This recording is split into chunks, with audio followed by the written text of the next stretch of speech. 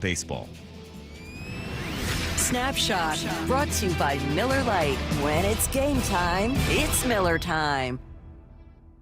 This hour is brought to you by Legacy Group Capital's Northwest Fund. From the Quantum Fiber Studio, this is Wyman and Bob. On Seattle Sports. Streaming live on the Seattle Sports app and at seattlesports.com. Now, here are your hosts, Dave Wyman and Bob Stelton. Well, happy Monday. It's going to be a good start to the week. Mike Lefko, Dave Wyman with you. Good start to the week because Wyman is here.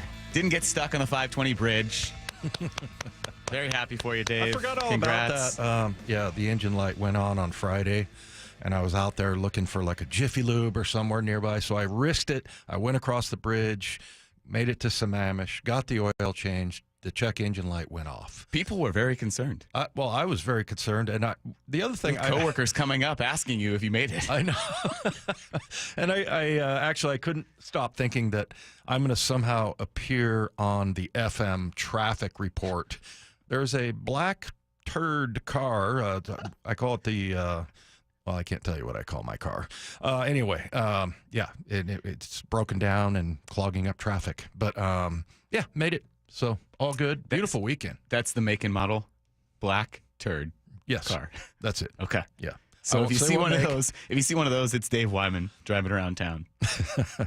Yeah, it was a beautiful weekend though. Lots of yard work in this weekend. Yeah, I'm sure you were listening and watching the Mariners while you're doing that. Absolutely. Yeah, they had an interesting weekend. We'll talk about that. We got Rowland-Smith joining us at 3 o'clock like he does every Monday. National Ryan Rowland-Smith. He's on MLB Network all this morning. So we're watching him, and he'll join us at 3 o'clock. And then our guy, every Seahawks guy, Curt Warner, will continue talking to some of the top 50 players in Seahawks history. He joins us at 4 o'clock. That really has been kind of a fun kind of series, like a catch-up. I know we have these guys on from time to time because you know them well, but just to kind of get their memories on those eras and what it means to be honored as one of the top 50 players in the Seahawks franchise history. Yeah, and I guess we had Boyle on Friday, and John Boyle works Seahawks.com, obviously, and he unfortunately got the news that it was going to be the Tampa Bay game that all the 50 players come back. It was like maybe 5 minutes after we interviewed him, so weren't able to break that news with him, but they did a really good job with it. I really think so, because I think there's a lot of players that people just forget about.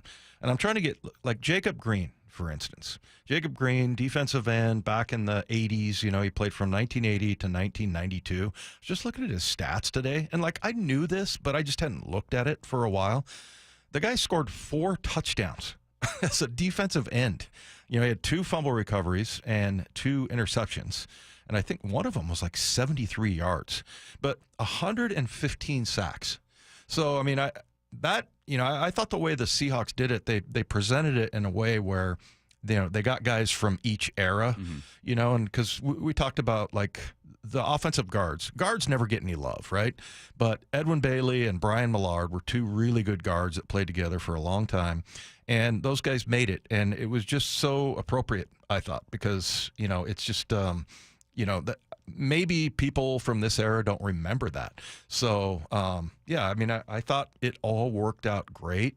And then, you know, if you look at like the receivers, for example, you know, they went from Largent to Brian Blades to D-Jack to I'm kind of blanking, but then it goes to Doug Baldwin, and then it goes. So you had receivers, you know, from every era, and kind of the same way with the offensive line and the defenders and things like that. Like Chad Brown, you know, a lot of people, you said you remember him as a Steeler. No, Kyle did. Oh, is that who it was? Yeah. Small detail.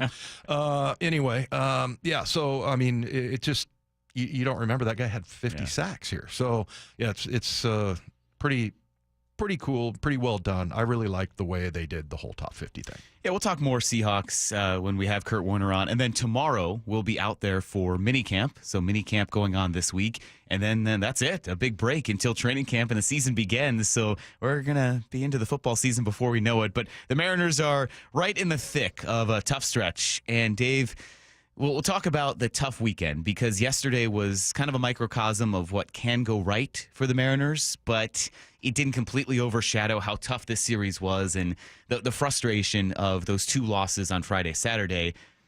But in the short term, in the small sample size of yesterday, in seeing George Kirby, you saw everything that you would have hoped for a guy that at his best is one of the best pitchers in baseball. And at his best is among the elite in strike throwing and could be an ace on any other rotation, and why there's so much potential and why national writers around baseball always say George Kirby has the highest ceiling, has the most elite stuff when he's on. And you saw that yesterday in the midst of a career high 14 strikeouts. His 3-2 to Ward. Strike 3 called, got him. 96, scraping the edge. Career high strikeout 14 for George Kirby. He continues to dazzle here in Anaheim. What a day it's been for George. Furious George is back. And I just thought, look, they lost, and, it was a great way to sort of cap off, because we always talk about, if they win the last game, you're feeling a little bit better.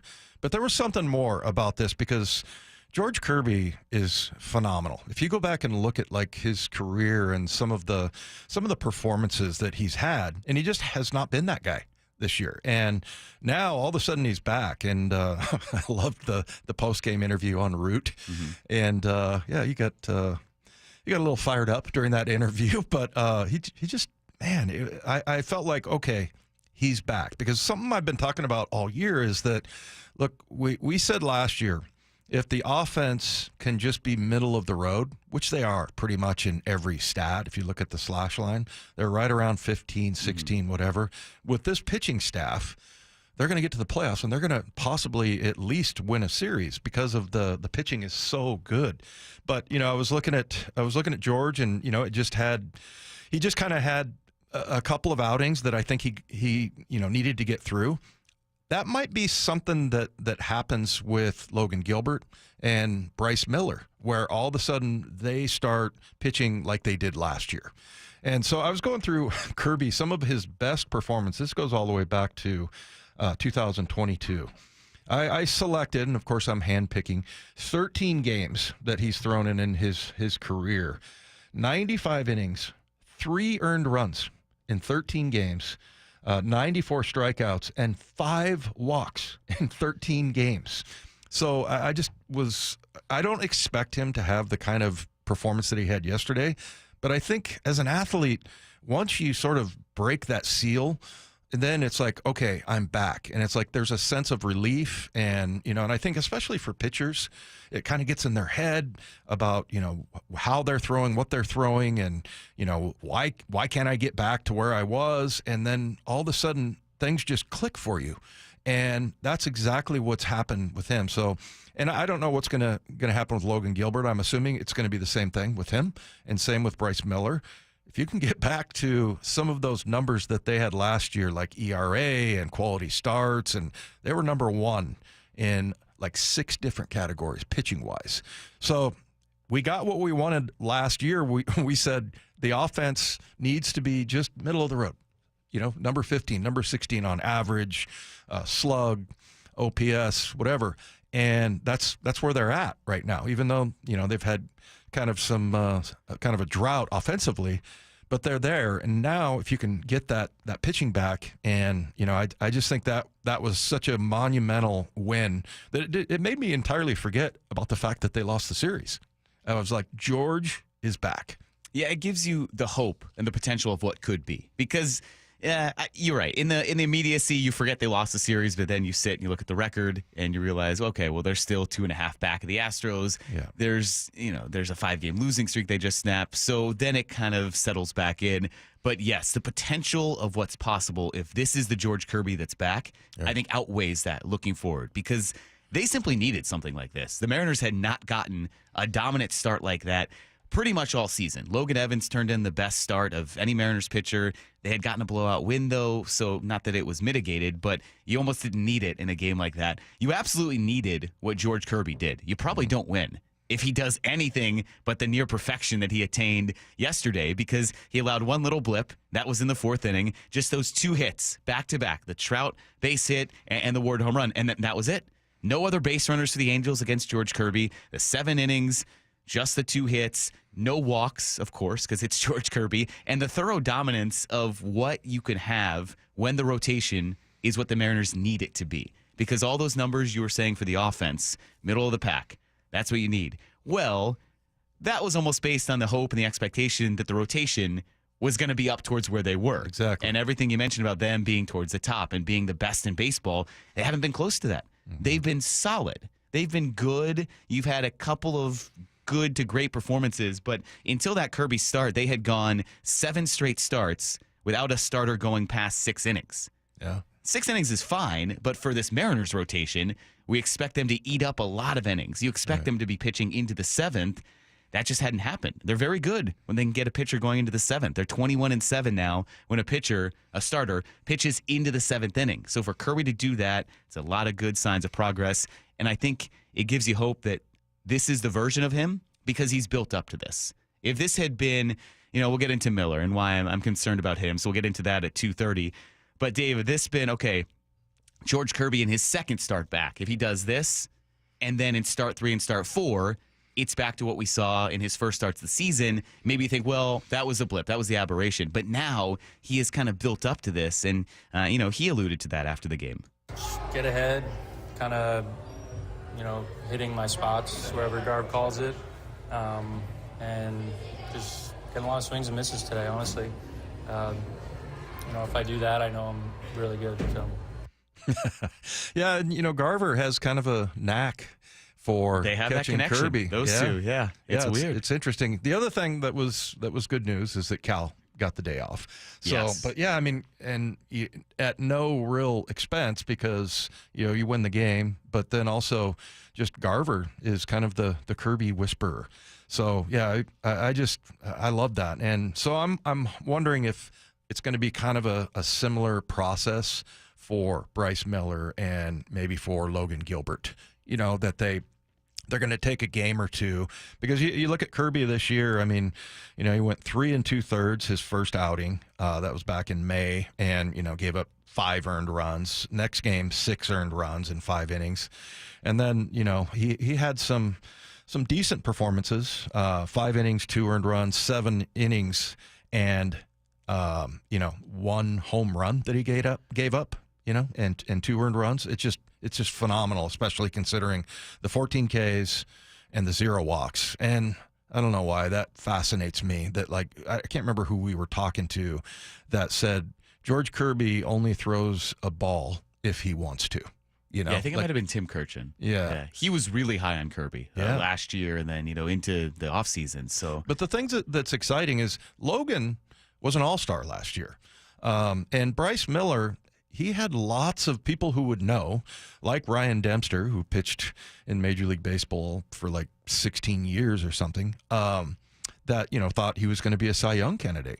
So, and it might take him a little while to get back. But, man, if the pitching starts to hit that groove, now, you've got what we wanted last year. Now, obviously, we want everything to be better. We'd like to be top third in some of those numbers I mentioned, but last year, it was just give us middle-of-the-road stats offensively, and this is going to be a team that's going to win a ton of games.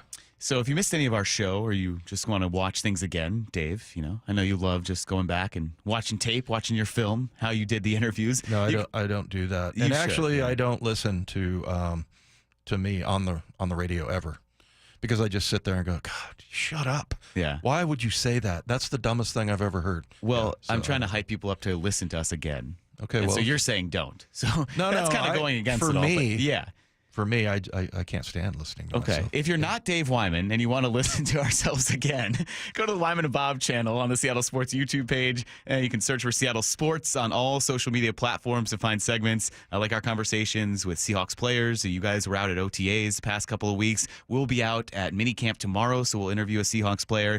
Mariners players that we interview every week when we're out at Edgar's. We'll be back out there on Friday. So all of that and just things like you and Bob had some good observations about OTAs, so I would say go check that out on our YouTube page, Wyman and Bob, Seattle Sports YouTube page, all of that, and much more.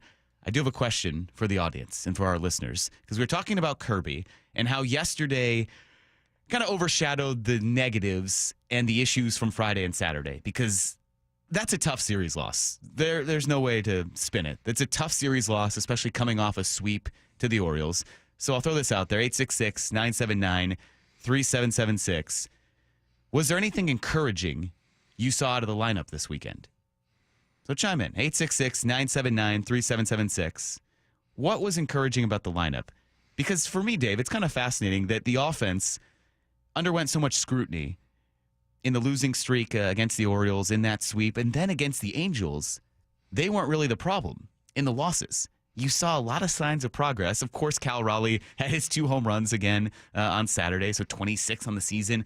But there are things that are starting to pay off for this offense, but I'm not sure if it's enough. So I'm curious to know what people thought and what you think, because if you see something like Randy Arozarena, back-to-back 3-hit games, or Jorge Polanco, who yesterday drove in a run right-handed. That's a big step. He had 2 hits batting right-handed against the lefty pitcher, something he wasn't able to do. Or Cole Young, a 2-hit game on Saturday and then a hit yesterday.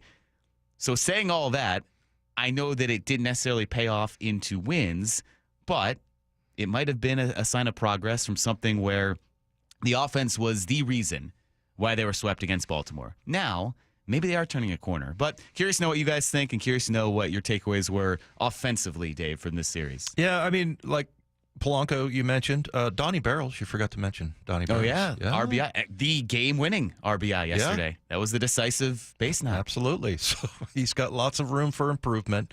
And Cole Young, look, he's not lighting it up. I think he's batting 148 right now. Yeah, I mean, just those kinds of things that you're able to get. He only struck out 1 time. So, yeah, I mean, if you can start to get, and that's somebody I don't think anybody relied on. And so, if they can just get, and that's kind of what they did. What was the phrase? They sort of ham and egg it. It's like Cal is going to, be an offensive juggernaut no matter what. And, if you can just rely on Donnie Barrels, and I'm not making a joke, but like just every once in a while you get something out of him. And, Cole Young with like you said, the 3 hits. Yeah, I mean, that is where I think, you kind of, they've done a good job with that. They've done a good job of, just getting production from different guys. But again, there's tons of repair to be done offensively, because they still are just middle of the pack in a lot of those categories. But really, that's all we asked for. If the pitching can just get back, and that's what I'm most excited about. And I thought that was one of the more significant games last year again. And I had to remind myself, yeah, they lost that series. But if you see that, and I like the way it happened, it just kind of clicked for Kirby. And so I'm hoping that that's what's going to happen. I don't know if Logan Gilbert's going to go through that or not, but he was an all-star last year. And then, Bryce Miller, like I said, lots of people really excited about what he can do. So, yeah, I mean, I'm just going to hope that every starter gets, and especially, with Miller and Logan Gilbert, that they have that moment like George Kirby had yesterday. Yeah, the Mariners ultimately are going to have to rely on their pitching staff. That's not a surprise. Everyone kind of knew that. The offense maybe was unexpectedly better than people thought during that month of April. It really crashed back down to earth in May. We discussed this on Friday, kind of the extremes that they fell off of, and now you're starting to see some signs of climbing up out of that. So where does the offense ultimately settle? I think that's going to be the biggest question, and then the unknowns of what you get from the starting rotation, because John Morosi brought that up with us on Friday about this Diamondbacks team could be potential trade options for the Mariners, and he said starting pitching, which at the time seemed a little surprising, but as we'll dig into it at 2:30, you don't really have a lot of certainties with your rotation right now. You're waiting for Logan Gilbert to get back. We believe George Kirby is back because he didn't have a spring training. He has built up over 3 previous starts into what he did in that 4th start yesterday. Now, you mark that down. Okay, that's a solid. But outside of that, there are questions about Bryce Miller. Emerson Hancock is a solid, fine pitcher. He will probably get sent down when Logan Gilbert comes back up. So you'll have Gilbert, you'll have Kirby, Castillo. He has his rough outings like he encountered with the home run issues on Saturday. So right now, there's not a lot of certainties outside of potentially George Kirby. So we'll dig into all that. But yeah, the offense, if they get back to kind of what they were doing in the middle part of this season the middle part of the season so far when they won 9 straight series, it'll help this team moving forward. But yes, speaking of the offense, Dave, there is one guy who you should absolutely vote for. The 2025 All-Star ballot is open, and Cal, Julio, JP, and the crew need your help to secure a spot at this year's Midsummer Classic in Atlanta. Vote 5 times per day, every day through June 26th at MLB.com/vote. We will all riot if Cal is not an All-Star starter. So go vote to make sure that happens. But right now, let's take 2. The Mariners have recalled Dominic Canzone, and they DFA'd Leody Taveras before the start of Game 1 against the Diamondbacks. That starts at 6:40 tonight. Pregame coverage begins right here on Seattle Sports at 5:30. That's one guy I'm kind of excited to see because we've been checking his stats down in Tacoma, and he's been really good. His average is up. He's hit some bombs, and so and he was a guy that got quite a bit of play last year, and part of that trade with Seawald. So yeah, I'm excited to see what he can do up here. You know what's interesting is I was kind of excited after that first stretch of Leody Taveras because he came here, He had that RBI early on. He was playing solid defense. He had never played in right field, and he had some solid plays. He had some good catches. But man, did that devolve quickly. It seems like from the second that extra inning game against the Twins happened and he mistimed that jump, then all of a sudden it was just lost. Something just didn't click. And he had to come in on Saturday when Julio left, which we'll talk about that, how crazy it is that Julio takes the ball right off the leg.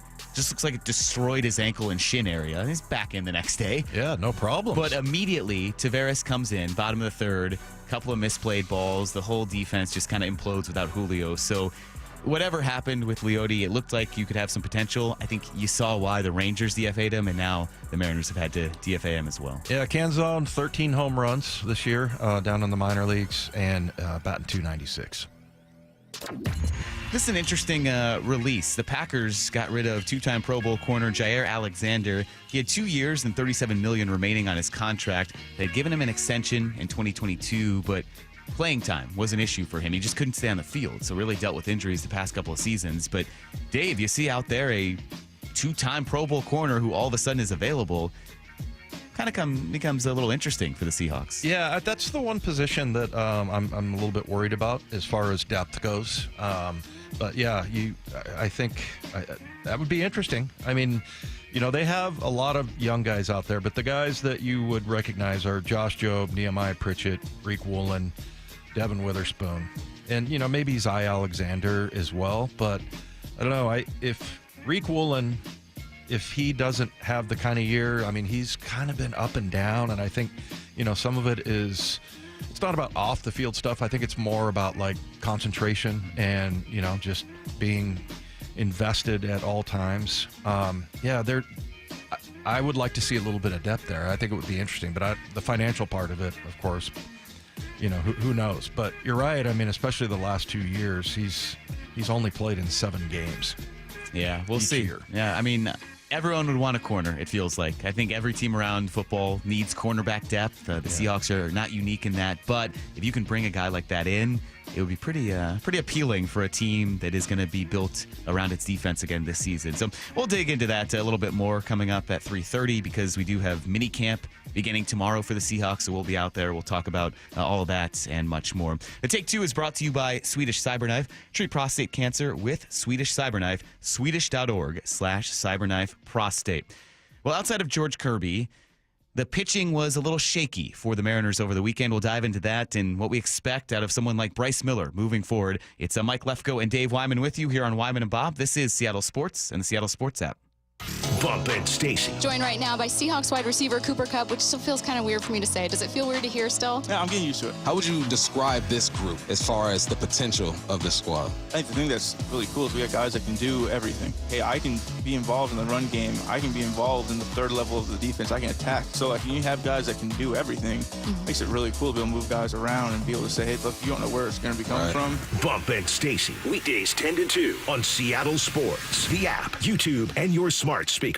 Hey, Brock Hewitt here for my friends at PCF Group, or People Come First Construction Group, and that's exactly what they did when we made the call a couple years ago. We wanted to redo our outdoor space, wanted to add a deck, an outdoor living, a television, and a kitchen. And PCF Group, wow, they more than delivered. And if you're interested in building a stunning outdoor area like we did, I cannot recommend them enough. Reach out before the good weather arrives, and their schedule, well, it's going to fill up. So whether you're looking for a complete outdoor living space or a very specific project like an underdeck ceiling, deck, patio cover, railings, PCF has you covered. Design now and pay later. In fact, get 12 months, no interest and no payments, and up to $6,000 off and a $1,000 Amazon gift card.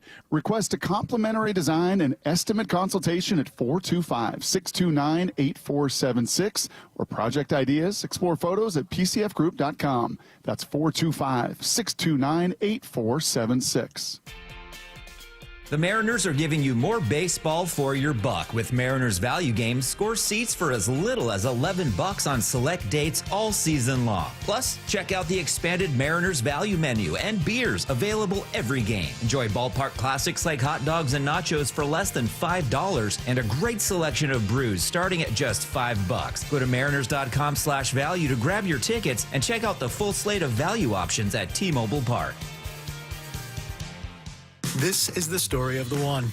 As a safety manager at a manufacturing plant, he does everything he can to keep his coworkers safe. From finding ways to reduce risks to keeping safety supplies in stock. And for that, he relies on Grainger. Grainger offers a broad range of quality products and next-day delivery, so he can always play it safe. Call 1-800-GRAINGER, click Grainger.com, or just stop by. Grainger, for the ones who get it done. If you need to hire, you know it takes time. Well, what if you could meet with qualified candidates the very next day? Now you can with Zip Intro from ZipRecruiter. You simply pick a time and it does all the work of finding and scheduling qualified candidates for you.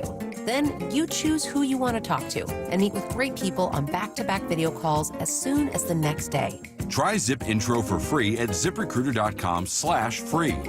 Zip Intro. Post jobs today. Talk to qualified candidates tomorrow. Tired of hearing scary radio ads about the IRS? Tax Relief Advocates is different. TRA is here to tell you that if you owe money to the IRS, whether it's $5,000 or $500,000, we have a solution. TRA can eliminate or reduce what you owe to the IRS with zero risk to you. We have over 1,000 5-star reviews on Google and an A+ with a BBB. End your tax nightmare today by visiting TRA.com. Or call 800-583-6681. That's 800-583-6681. This is the story of the one. As a lineman, he does whatever it takes to keep the power on in his community. And he wants a partner like Grainger who does the same. Grainger offers the professional-grade products he needs, from voltage detectors to harnesses to hard hats, plus fast, dependable delivery, so he can rise to every challenge. Call 1-800-GRAINGER, click Grainger.com, or just stop by. Grainger, for the ones who get it done. The home of the Mariners. Left off to center. It is on its way. Julio, 2-run home run. Hear every pitch on 710 and the Seattle Sports app. This might be the most surprising statistic I've shared in decades of doing local news. More than 75% of commuters will be involved in a car accident at some point. JP Pendergast of Pendergast Law with more. What makes it more surprising? The average person will be involved in 3 to 4 collisions in their lifetime. With accidents unbelievably prevalent, what are some safety tips if it happens to you? Safety first. Secondary collisions are not uncommon while awaiting help.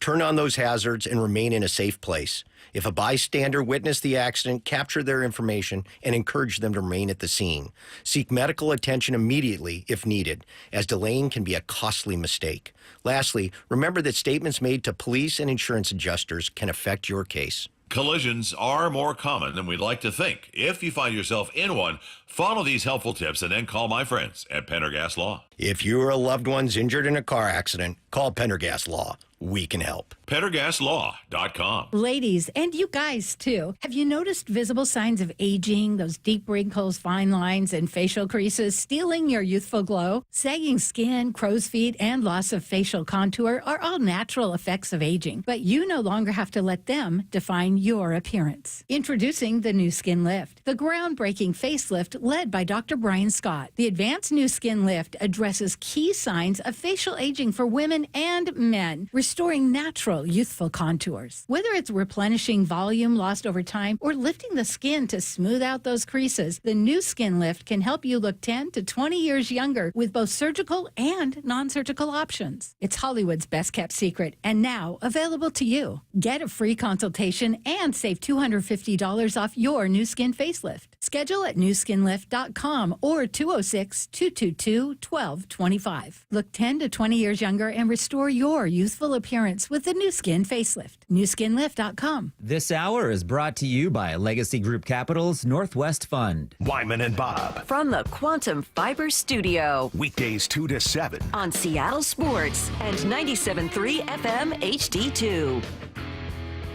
Mariners begin a 3-game series at Arizona tonight. Finishes off this road trip. Dave, I'm more excited, though, about Friday. They come back home on Friday. You know what Friday is? We go out to Edgar's. We go out to Edgar's. And it is also the Kangaroo Court themed ticket special celebrating our bogan, Ryan Rowland-Smith. We're going to ask him at 3 o'clock if he has a sample to model already. But a bright yellow T-shirt. I think we're all going to rock them. It's going to be a good time. Yeah. And anyone who goes. Well, I don't know. There's a special ticket offer. But if you do that offer, you can get a special T-shirt as well. So that's Friday night. That's exciting. Once again, the definition of bogan is a person whose speech, clothing, behavior, or attitudes are considered unrefined or unsophisticated. Yeah, that's Ryan Rowland-Smith. That's absolutely Ryan Rowland-Smith. Yeah, absolutely. I think they should put on the back of the T-shirt, bogan. and then whatever else. And I don't know. Put just so whatever on the everybody back. knows, he is the one who tagged himself Yes, that. self. We didn't know. We wouldn't know what that I was. didn't even know what that word was. No. I didn't know what he was saying when he said that. And then he explained to us. And so, yeah, now we affectionately call him that because he has dubbed himself a bogan. So he's our favorite bogan. Yeah, that's Friday. It'll be fun when the Mariners get back home. That guy's getting more attention than when he was a player. Yeah. Yeah. He's beloved. You gotta love that. He's Yeah. our guy. Everybody Comes up loves him. 3 o'clock. Ryan Rowland-Smith will join us here on the show. One thing that we will see, though, before the end of this road trip is Bryce Miller pitching on Wednesday.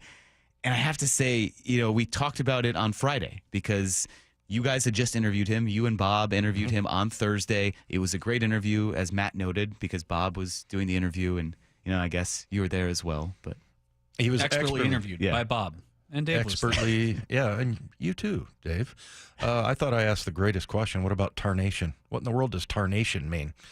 Remember that? That's the kind of sports insight you can only get from Dave Wyman. Yeah, that's right. I think most people were wondering when the GOAT comes into the locker room. He says, "What in tarnation?" Oh, it was funny though. I go, "Is that a Texas thing?" He goes, "Yeah, Texas, like 50 years ago." He is good in that commercial. He seemed very relaxed when we talked to him and kind of at peace, like he wasn't stressed out. But that's almost what concerns me more, is that he seemed great. He mentioned to you guys that he feels good after the injury. He's ready. He's getting back into it. We had seen one start. Okay, you need some time to get reacclimated, like what happened with George Kirby a little bit. So second start, it was going to be to start off a series, so an important situation. And he goes out in 5 innings, 6 hits, the 5 earned runs, and just, location wasn't there at times. The velocity was down on a number of his secondary pitches. It just feels like the firmness and the command of those secondary pitches wasn't there. And Bryce Miller, after the game, was kind of breaking down what happened in the outing. Yeah, I think felt like I threw the ball good. Getting ahead, was attacking. Circle a couple pitches, the 0-2, 2 outs to the yard line. Got the 0-2 quick, 2 good pitches, and then just trying to go up with a heater middle, and then they jumped a couple curveballs. 0-0, they were in swing mode, and just didn't finish at bats and finish innings. Yeah, that wasn't the same guy we interviewed. No. Yeah, isn't it striking, that contrast? Yeah. So, look, and I understand that totally, but, George Kirby is probably the guy that is the most stoic. Like, you don't hear that much from him. He's not super enthusiastic in the interviews and things like that, which is fine. I don't care about that part. But just to see how he was yesterday and how much that outing meant to him. Do you have any doubt that Bryce Miller is going to have one of those in the next couple outings? Well, I thought Friday was going to be that outing. So now I just don't know. I mean, I'm waiting to see because past history would indicate that he's capable of pitching like one of the best pitchers in baseball. From the moment he got here on the Mariners, he had stuff that was able to dominate. He had that upper rail, and he was able to get his fastball by pitchers. The four-seamer would almost defy gravity, so it stayed up higher than batters anticipated. And now it just seems like it's dropping down a little bit. So if you look back at those hits he gave up and the runs he gave up on Friday, just a little too much over the plate. And I don't know if that's him thinking, all right, these pitches are going to break a little more, are going to stay a little bit higher on that upper part of the strike zone. But right now, it hasn't been locked in. And maybe 2 starts is not long enough. We don't know, because for Bryce Miller, hey, he had a little stint on the IL, and perhaps he is kind of finding his stuff like Kirby is, or getting back to being able to pitch differently, not stress-free, but being able to pitch feeling more pain or injury-free. If he'd been pitching with these discomfort, those bodies in his elbow, or the discomfort that he had, he only knows what truly healthy is like for him and what he can do. But at this point, we haven't seen anything close to what he's capable of at all this season, before going on the IL and now in 2 starts coming off the IL. Well, and I think for professional athletes just in general, but especially pitchers, you really got to know your body. Mm-hmm. And I think that's something that he's still trying to get used to. But if you look at the way that he ended the season last year in 2024, he had 4 quality starts to finish up the season, gave up 2 earned runs in those 4 starts.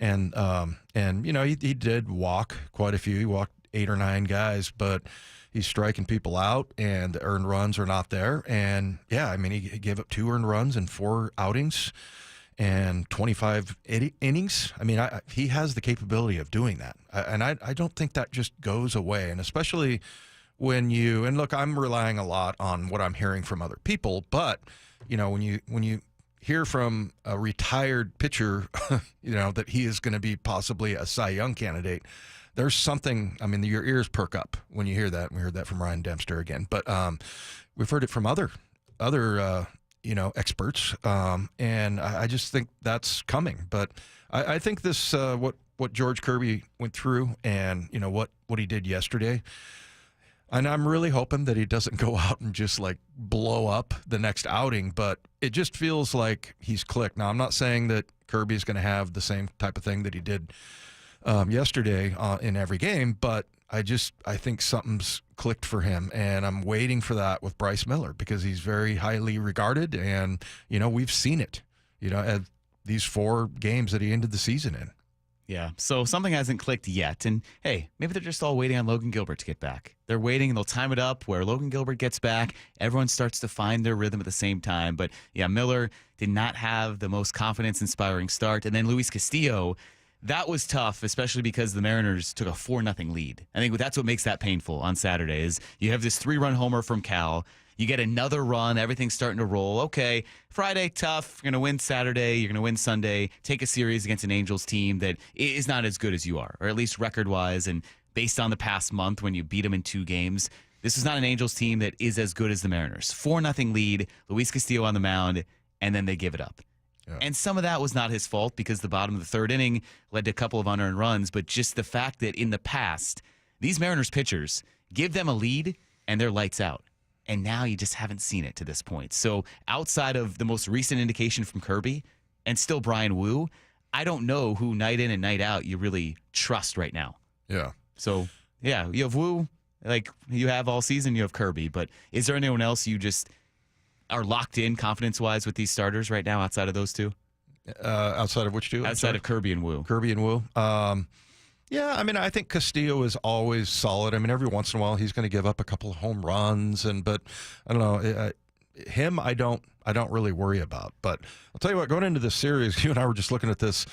that Corbin Carroll has 18 home runs, and then Eugenio Suarez has 18 and used to be here. Ketel Marte used to be here. He's got 12 home runs. So 48 home runs between those three, and then you got Gurriel, who has 9. So, yeah, this is going to be an interesting series, and I can't wait to see what our pitching does, because what happened to George Kirby, I feel like is going to happen for Logan, and it's going to happen for Bryce, and I can't wait to see it, but maybe it doesn't happen. Maybe it sure would be odd if it didn't happen, because we've seen a history of these guys looking like the best rotation in all of baseball. Yeah, we'll see. It's a powerful and potent Diamondbacks offense. So that series begins tonight at 6:40, 5:30 first pitch. But the Mariners, strangely, got their best piece of news yesterday in a win, because one thing didn't happen. We'll talk about that up next. Wyman and Bob here on Seattle Sports and the Seattle Sports app.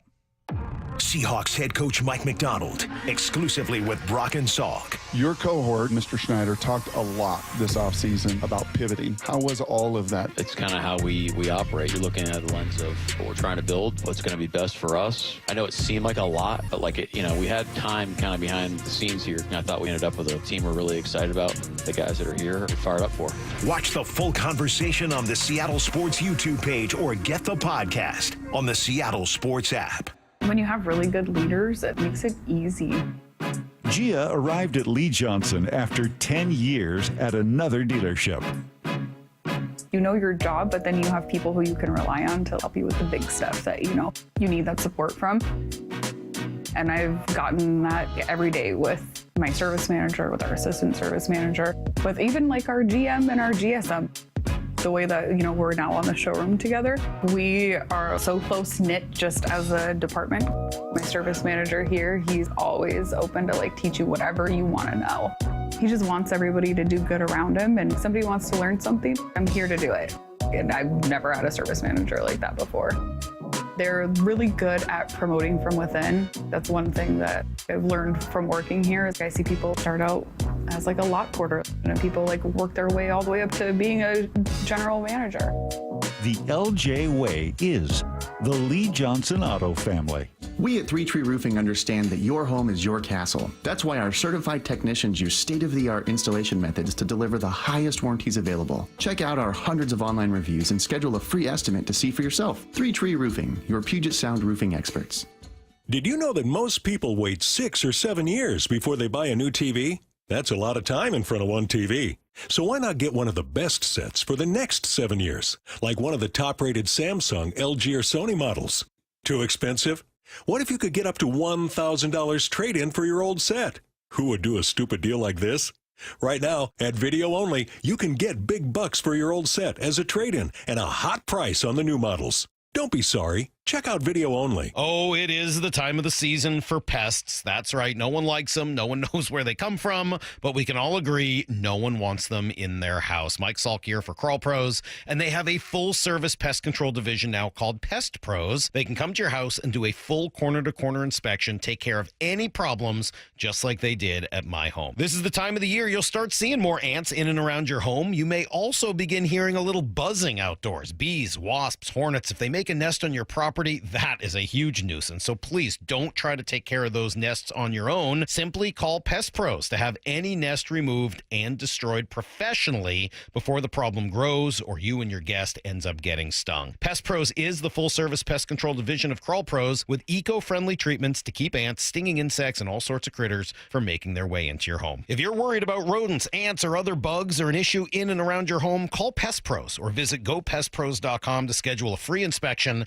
at gopestpros.com. We've all been there, sleepless nights, wondering if your business's security service is really protecting what matters. At Bay Alarm, we can put your security insecurities to bed. Our advanced technology and personalized support ensure you can rest easy knowing we're here for you. BayAlarm.com. Bonneville International radio station contests are open to participants 18 years of age or older that are residents of Washington State unless otherwise specified. Employees or agents of the station, Bonneville International Corporation, other area radio stations, or any entity associated associated with the contests are not eligible to win unless the station otherwise specifies at its own discretion. Persons who have won in the last 60 days from a station contest or event may not be eligible. Full general contest rules are available on seattlesports.com or in person at the station during regular business hours. The home of the Mariners. One hopper snared at short. Not a quick hop by J.P. Crawford. That guy's a magician over there at shortstop. Seattle Sports. Download the Seattle Sports app. Hey, it's Mike Rohn. If I have a choice, I like to do business with companies that actually stand for something. That's why I switched from Verizon to Pure Talk. No offense to Verizon, I'm sure they stand for something. I just don't know what it is. Pure Talk, on the other hand, is a veteran-owned company that supports our military in a big way, and I appreciate that. Yeah, I also appreciate unlimited talk and text and plenty of data for half the cost of the big guys, and I do like being on America's most dependable 5G network for just $20 a month. But what I really appreciate is no contract, no cancellation fees, and Pure Talk's commitment to handle all their customer service in this country. I saw it for myself. I went to Georgia, I got a tour of their headquarters, I met their CEO, and I talked to the same customer service folks that you'll talk to when you dial pound 250 and say keyword Mike Rowe. Switch today and save 50% off your first month when you dial pound 250 and say keyword Mike Rowe. Pure Talk, a wireless company that actually stands for something. Our first Mark Challenge victory is Aaron McCoy from McCoy Home Solutions, yet another small business owner that took the First Mark Insurance Challenge. Aaron, what was the initiative to make that call? I've got something worth preserving for the sake of the people that I serve and my family. So it's important to me. What did you learn through the process? The experience with First Mark has been highly professional, informative individuals that have helped me from personal to professional insurance, life insurance, policies, coverage, cyberspace. Things that I was afraid to approach were pretty easily approachable. How would you say their customer service has been, Aaron? Absolutely 10 out of 10. I just couldn't say anything higher about First Mark. They've executed very well on as many levels as I could rate them. So if you're a small business owner that wants to take the stress of insurance off your plate, do what Aaron McCoy did for McCoy Home Solutions. Make the call to First Mark Insurance. They're your teammate that goes to work for you. FirstMarkInsurance.com. Wyman and Bob. From the Quantum Fiber Studio. Weekdays 2 to 7. On Seattle Sports and 97.3 FM HD2. Dave, I'd like to think that this guy is having such a strong season, such a historic season, because you love talking about him. So it gives you more reason to talk about Cal Raleigh, who over the weekend hit home run 25 and 26. 26 home runs for Cal Raleigh. That's insane. That's incredible. It is. It is. And if you look at the all-time catcher home runs, it's Salvador Perez. And that's where I asked you, how many were as a DH? So you said only 2, right? Yeah. Perez hit 33 of those home runs while playing catcher. Mm-hmm. So I guess 15 then, if 33 and 15 is still 48, was as a DH. So, I mean, anytime you can give Cal rest, and then, I don't know how much it wears your body out, going up for at-bats and DHing and everything, but anytime you can get Cal off his feet, it's just a bonus. And the way that Kirby and Garver work together, it makes sense to do that. But, I don't know. I just think Cal's steadiness of he just doesn't get too high or too low emotionally. You never see that, except for when he gets pissed, which is only 3 times ever that I've seen him. And I love that. But, getting him a day off yesterday, and then, and I don't know how much. He was a pinch hitter the night that he hit the home run that put him in the playoffs. Mm-hmm. Giving him as much rest, but he does seem to be incredibly durable and very tough. So, I guess it's not. Maybe people are, thinking that he's fragile or whatever, but I don't think so, man. I think he's going to be able to make it through the season because he's got that toughness, and I think a lot of that comes from just not being too high or too low. And Chuck Knox used to tell us that all the time. Just don't get too high. It's never as good as you think. It's never as bad as you think, and I feel like that's really what Cal has going as far as his mentality. But only 2 as a DH, and anytime I can, you see him get off his feet and just DH, I'm all for that. Well, yeah, and the first true off day, which is going to be important because here the Mariners are, and they're 64 games in, and Cal Raleigh had played until that point. There had been 63 games. He had played in all 63. He was supposed to have a day off in the middle day of the A's series, that Tuesday against the A's, May 6th in Oakland or in Sacramento. Comes in the ninth and hits a go-ahead 2-run single. So he's still getting involved, going through the process, taking swings. That's not as much of a grind, sure, as catching an entire game or DHing a little bit, but just to rest. Because we're not talking about Cal Raleigh's importance to this team on June 9th. We want to be talking about this importance on August 9th, on September 9th, on probably and hopefully, October. That's the goal. You got to get to the playoffs, and you have a guy who's putting together a season that would warrant that. So for Cal Raleigh to kind of gradually work in some more off days over these next few months, it's going to happen. You're not going to see him play 63 straight more games without taking a day off. And the fact that the Mariners can win, did it require a Herculean effort from George Kirby? Yes. But the fact that they can win is really encouraging. And I think you did kind of, whether subconsciously or not, you saw someone like Randy Arozarena step up. Because he moved into that 3-hole. He slid in where Cal usually bats. He had 3 hits. He had 2 doubles and a ball that should have been a home run on that weird low wall over there. So he essentially almost had 3 extra base hits, but he had a 3-hit day. You saw guys start to pick up the slack. George Kirby turned in an outing that you absolutely needed, and it's going to happen again. Cal Raleigh's going to take a day off, and it might come at an inopportune time because – Dave, this was not a great time for him to take a day off, if we're being honest. They had lost 2 games to the Angels. They had dropped 5 straight. You need to give him a day. It was a day game after a night game, so he had to take the day off. The Mariners still find a way to win. I think that's very encouraging moving forward because then you get a healthy Cal Raleigh and a guy that continues to put up home runs that right now is a 66 home run pace. Yeah. I mean, and then the OPS right now is over 1,000, but the one thing that really, so for this month so far, which is a small sample size, he's batting .333. One of my favorite players to watch is Luis Arias because his batting average is ridiculous, and he's just so good at covering the plate. But I know this is not what Cal's game is, but in the month of May, he's batting over 300 as far as average goes. So it's that part is very, it just makes me think he's got it figured out because if he's hitting home runs, maybe he's running into a couple or whatever, but just the fact that he's making good contact and, his average is up because he's never been close, I don't think, to, I think 220 is maybe his best year as far as batting, 232, I think, in 23. But that part of it is really impressive. But also just the way he handles the staff, and I wonder what the difference is between Garver and Kirby. Why are those two so connected?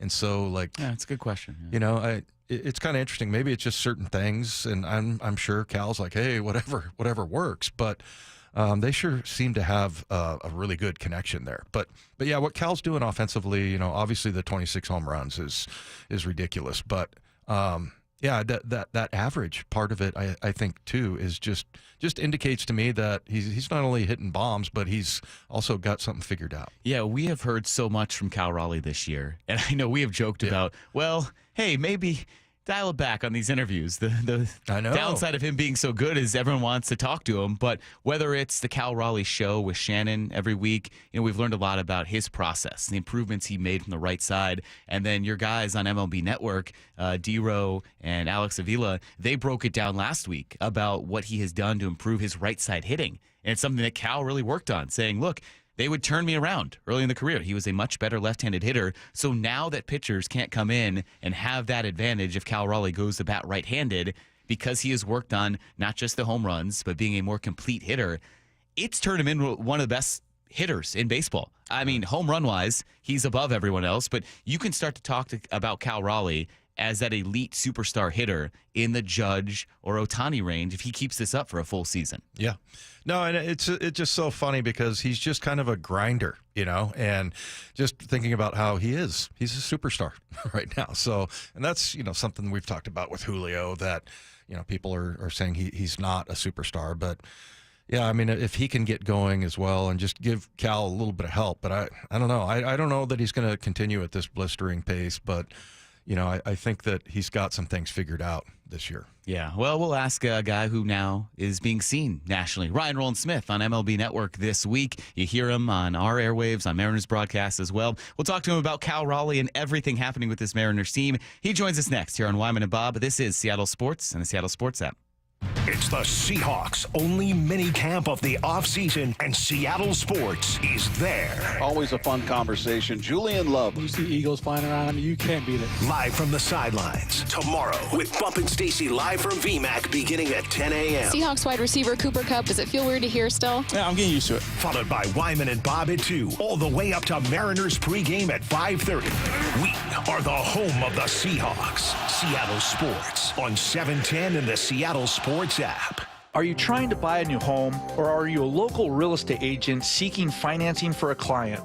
We're all tired of dealing with banks, credit unions, and endless guidelines. Wouldn't it be nice to go back in time when we had common sense lending? Hi, I'm Scott Rureka, CEO of Legacy Group Capital based in Bellevue. We are one of the largest local private portfolio lenders in Washington. We've helped thousands of home buyers and real estate investors reach their financial goals by leveraging the Legacy Common Sense borrowing platform. What that means is we lend our own money, we make our own decisions. If your deal makes sense, we'll get it done. Whether you're purchasing a new piece of real estate or refinancing an existing loan, bridge loans, construction, or regular home loan, it doesn't have to be as difficult as banks and lenders make it. If you're trying to grow wealth through real estate acquisition, come talk to the experts in private lending. Call 425-635-4700 or LegacyG.com. Legacy Group Capital, your common sense lender. LegacyG.com. You're losing your hair and you simply need a solution that works. You want the best. Modern technology, top-rated physicians, something that's guaranteed to work. Guys, you need world-class Dr. Perungo and his team at Advanced Hair. Advanced Hair has completely redefined hair restoration. From the experience itself to their unmatched results, receding hairline, bald spot, thinning hair, maybe all three like I had. Get your hair back with Advanced Hair's simple one-day treatment that begins to regrow your own natural hair the very next day. Advanced Hair has changed tens of thousands of lives, including mine. And get this, Advanced Hair is once again the winner of the 425 Business of the Year. For your free consultation, call 425-449-8185. Right now, you'll get $250 off and 250 free hair grafts. Refine your hairline with the team that redefined hair restoration. That's 425-449-8185. Or for the before and afters, visit advancedhair.com. This is the story of the one. As a lineman, he does whatever it takes to keep the power on in his community. And he wants a partner like Grainger who does the same. Grainger offers the professional-grade products he needs, from voltage detectors to harnesses to hard hats, plus fast, dependable delivery, so he can rise to every challenge. Call 1-800-GRAINGER, click Grainger.com, or just stop by. Grainger, for the ones who get it done. If you need to hire, you know it takes time. Well, what if you could meet with qualified candidates the very next day? Now you can with Zip Intro from ZipRecruiter. You simply pick a time and it does all the work of finding and scheduling qualified candidates for you. Then you choose who you want to talk to and meet with great people on back-to-back video calls as soon as the next day. Try Zip Intro for free at ZipRecruiter.com/free. Zip Intro. Post jobs today. Talk to qualified candidates tomorrow. Imagine finding your dream home and moving in right away. No waiting to sell your old place first. Sounds perfect, right? That's exactly what Orchard's Move First, Sell Later program lets you do. Buy your new home now and sell the old one later.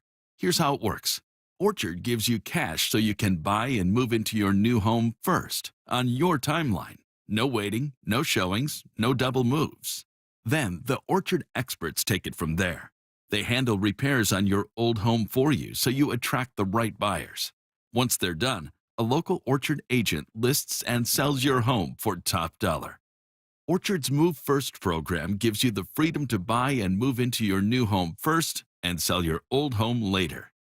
Buy before you sell and get top dollar for your home with Orchard. Ready to find out how much your home is worth? Visit Orchard.com to get your free home valuation. That's Orchard.com. This is the story of the one. As a lineman, he does whatever it takes to keep the power on in his community. And he wants a partner like Grainger who does the same. Grainger offers the professional-grade products he needs, from voltage detectors to harnesses to hard hats, plus fast, dependable delivery, so he can rise to every challenge. Call 1-800-GRAINGER, click Grainger.com, or just stop by. Grainger, for the ones who get it done. Keeping your engines healthy means protecting them in season and out. Experts trust Stable to do that. And third-party testing confirms it. Stable is the industry leader in preventing fuel-related issues, no matter if you use it in your car, boat, or outdoor power equipment. In season or out, at every fill-up or when you store, start with Stable. This is Seattle Sports. Streaming through the Seattle Sports app. KIRO AM Seattle. KIRO FM HD2 Tacoma. Home of the Seahawks, Mariners, and everything Seattle sports. Seattle Sports Snapshot.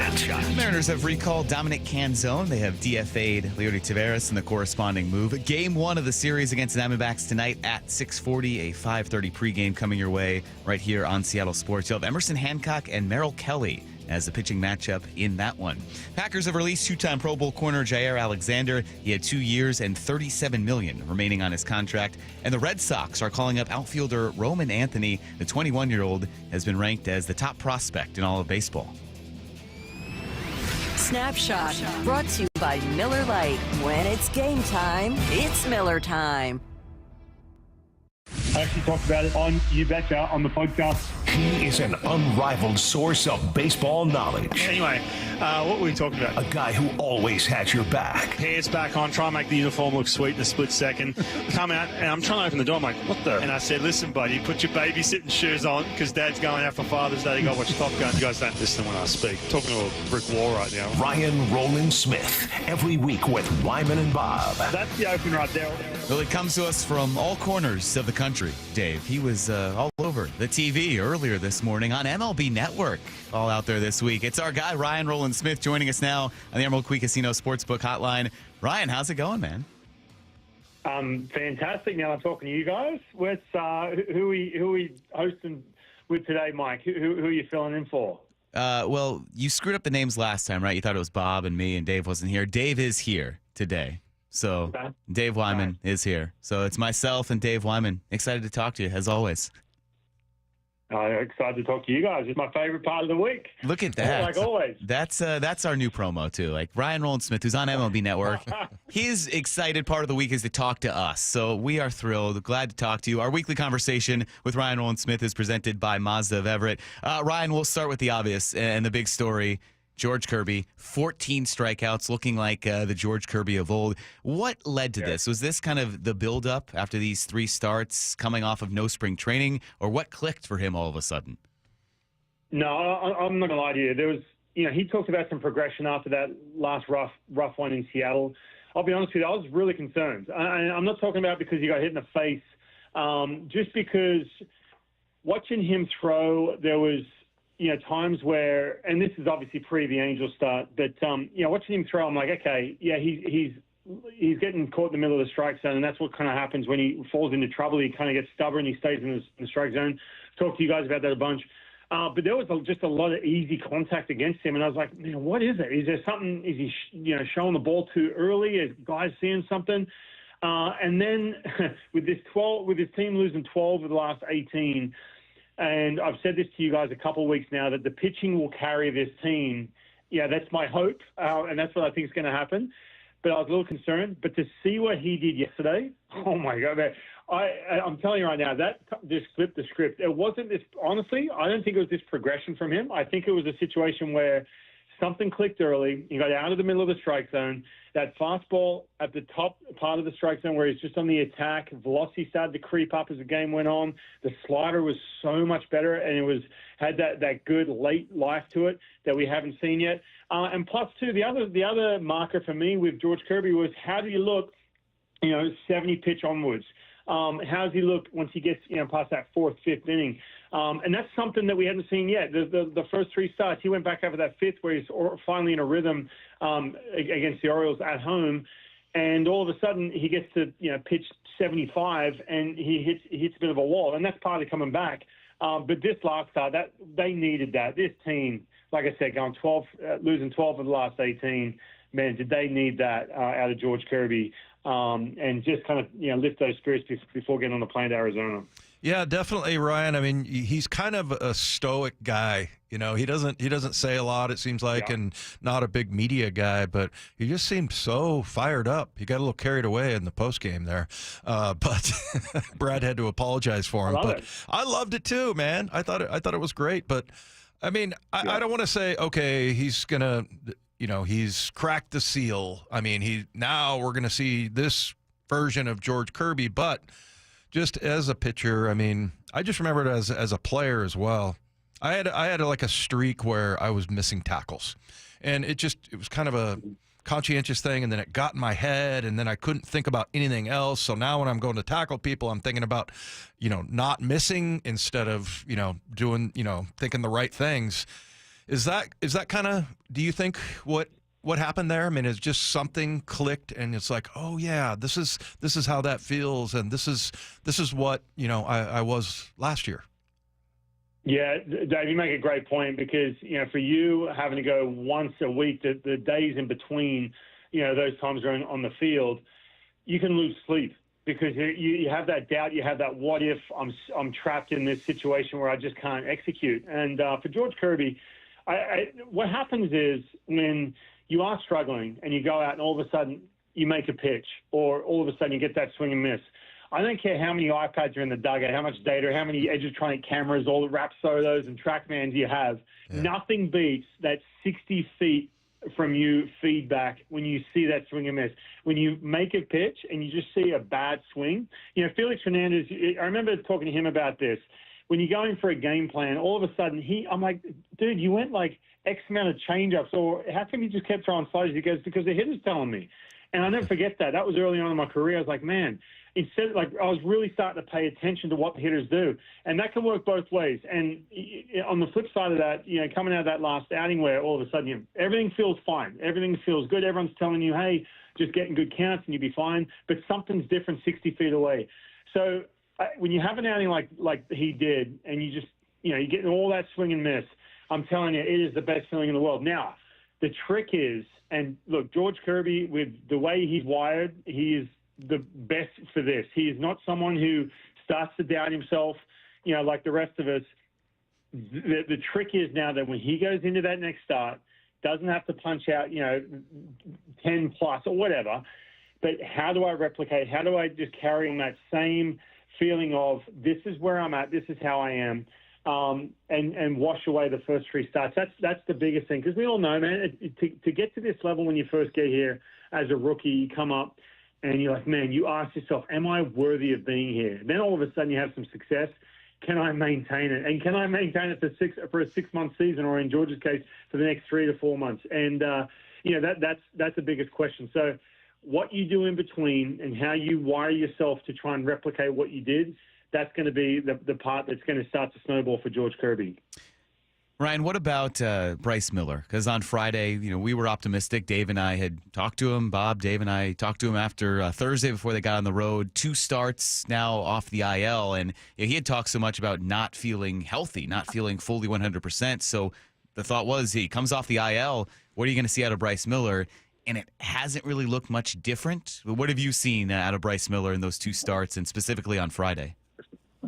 Yeah, he to me, he's not back to the typical. That you don't need me to tell you that. Anyone, you look at a box score and they can tell you that. But just watching, just some of the finish on his pitches. What I mean by that is, going back to that last start, he got through the first couple innings, and you look at that and go, oh wow, he's found something with his progression. I'm telling you, man, it was a battle for him from pitch 1. I was really paying attention, going, man, there's some really solid contact, just missing barrels.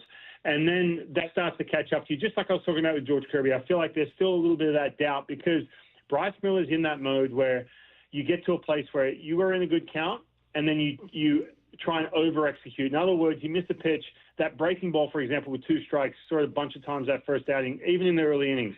You miss him by 3 feet. Why? Because you're overcompensating, because you're worried about pitching to contact. So he's in that mode right now. We know how good Bryce Miller can be, but I will say this. Look, Emerson Hancock's going tonight.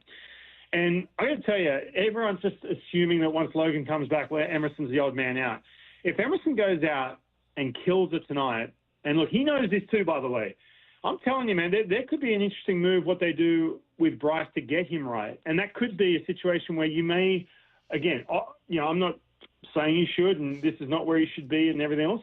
They could essentially option him down and give Emerson some more leeway here to keep doing his thing, keep showing that consistency to make sure Bryce is right. And the other part of this is too, guys, Leody Taveras getting DFA today, and seeing when you really pull back the curtain on what he's done, Leody Taveras, I mean, you're thinking to yourself, man, when I first looked at it, I was kind of shocked.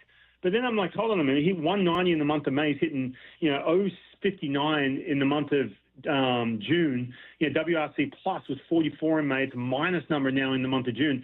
All of a sudden, the Mariners are at that place where they're a couple games behind the Houston Astros. Well, they're not messing around. It's like, do it now, or we're not going to mess around here. Now, I'm not saying they're going to go ahead and get rid of Bryce Miller, but more for his own sake in regards to moving forward and having him right for that second half. I'm telling you right now, you're asking me about Bryce Miller. I think if Emerson goes out tonight, and I'm curious to see what happens tonight. If Emerson goes out and deals, man, the leash could be a little shorter for Bryce Miller right now to make sure they can get him right for that second half. And that might be a situation where he may be the odd man out.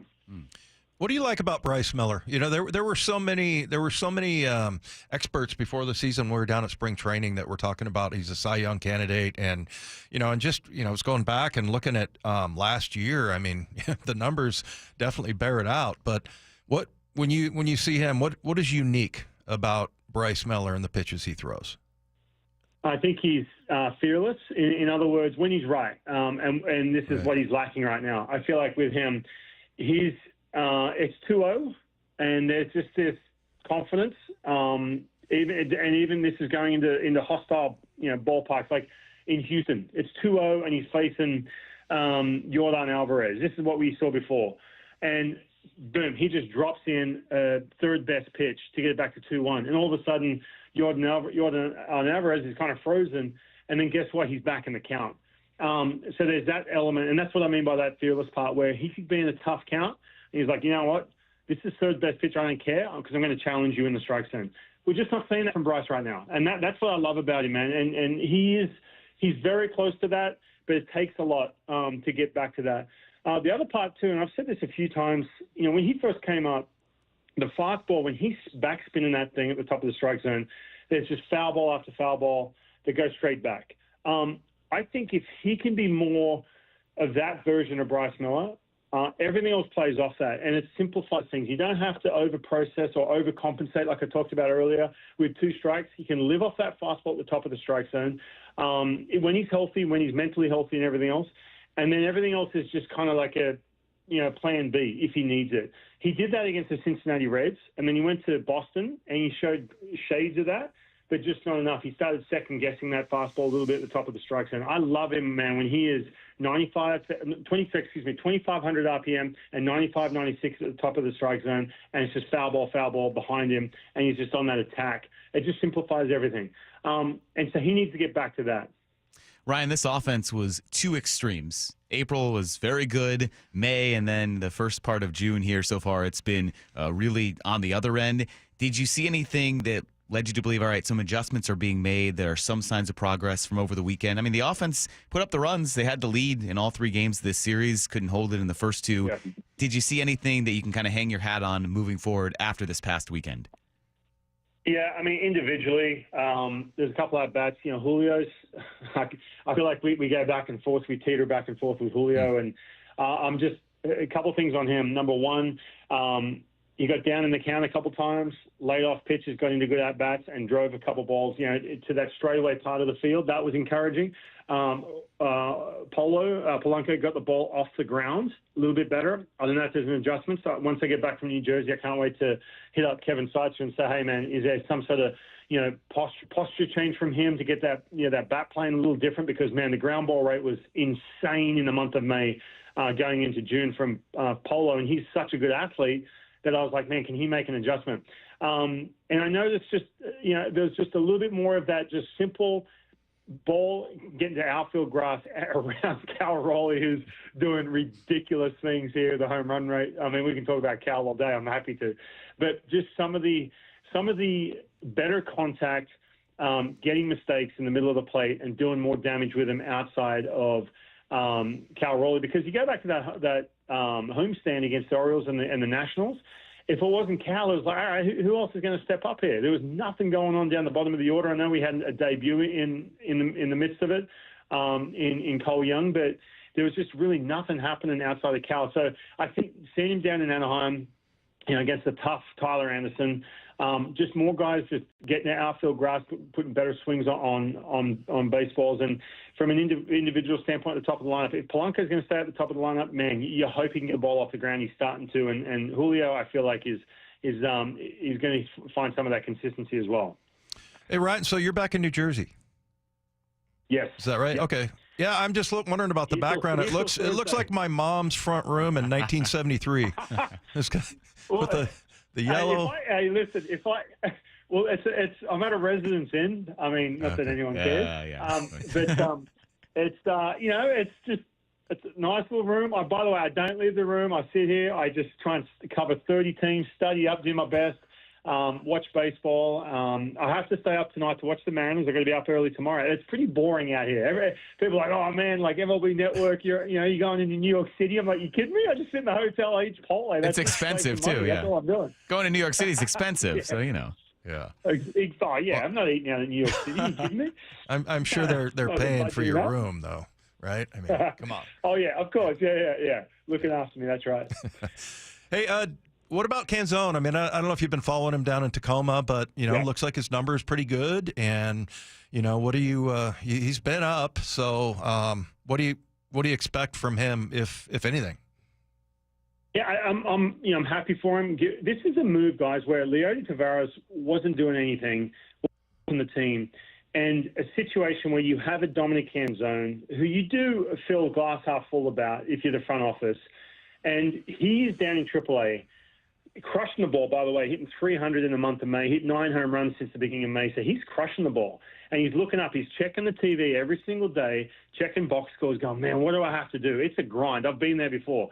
So I'm really happy for Dominic Canzone where he can come up in a call-up where it's not, hey, fill in for a couple of days because of an injury. No. This is we are DFAing the person blocking your spot. We're getting rid of him, even though we paid him a little bit, and here you go.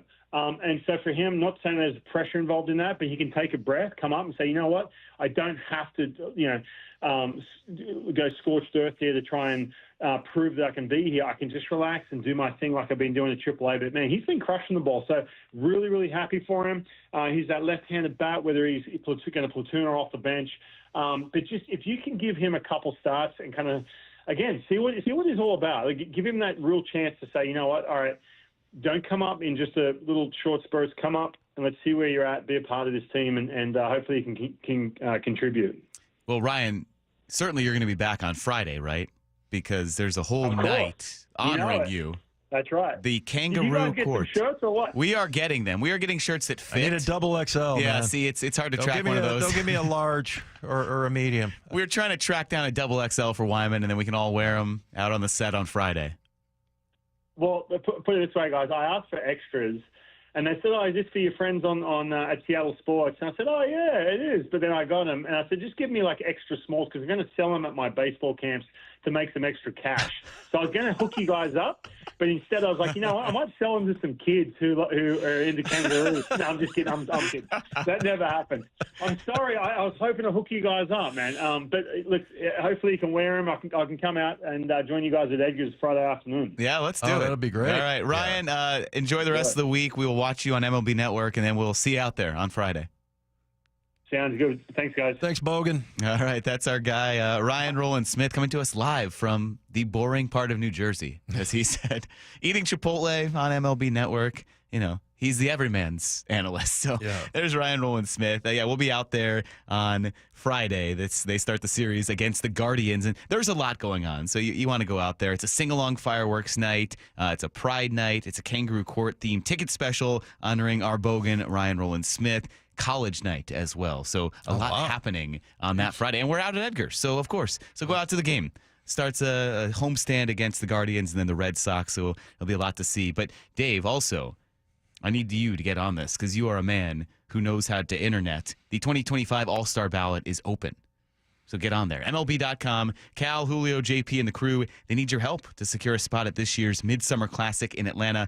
Vote 5 times per day, every day, through June 26th at MLB.com/vote. Maybe after the show, you can just give me a little tutorial, you or Matt. Matt, you going to volunteer for that?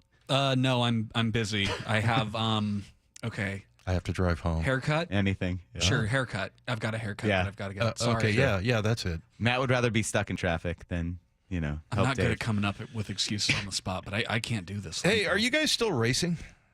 We never would race. I don't know what you're talking about. Okay. Yeah. It'd be illegal, Dave. Yeah, we would just drive home at the same time on the same route. I've seen otherwise. And I normally get there first. So it's not a race. Yeah, it's not a race at all.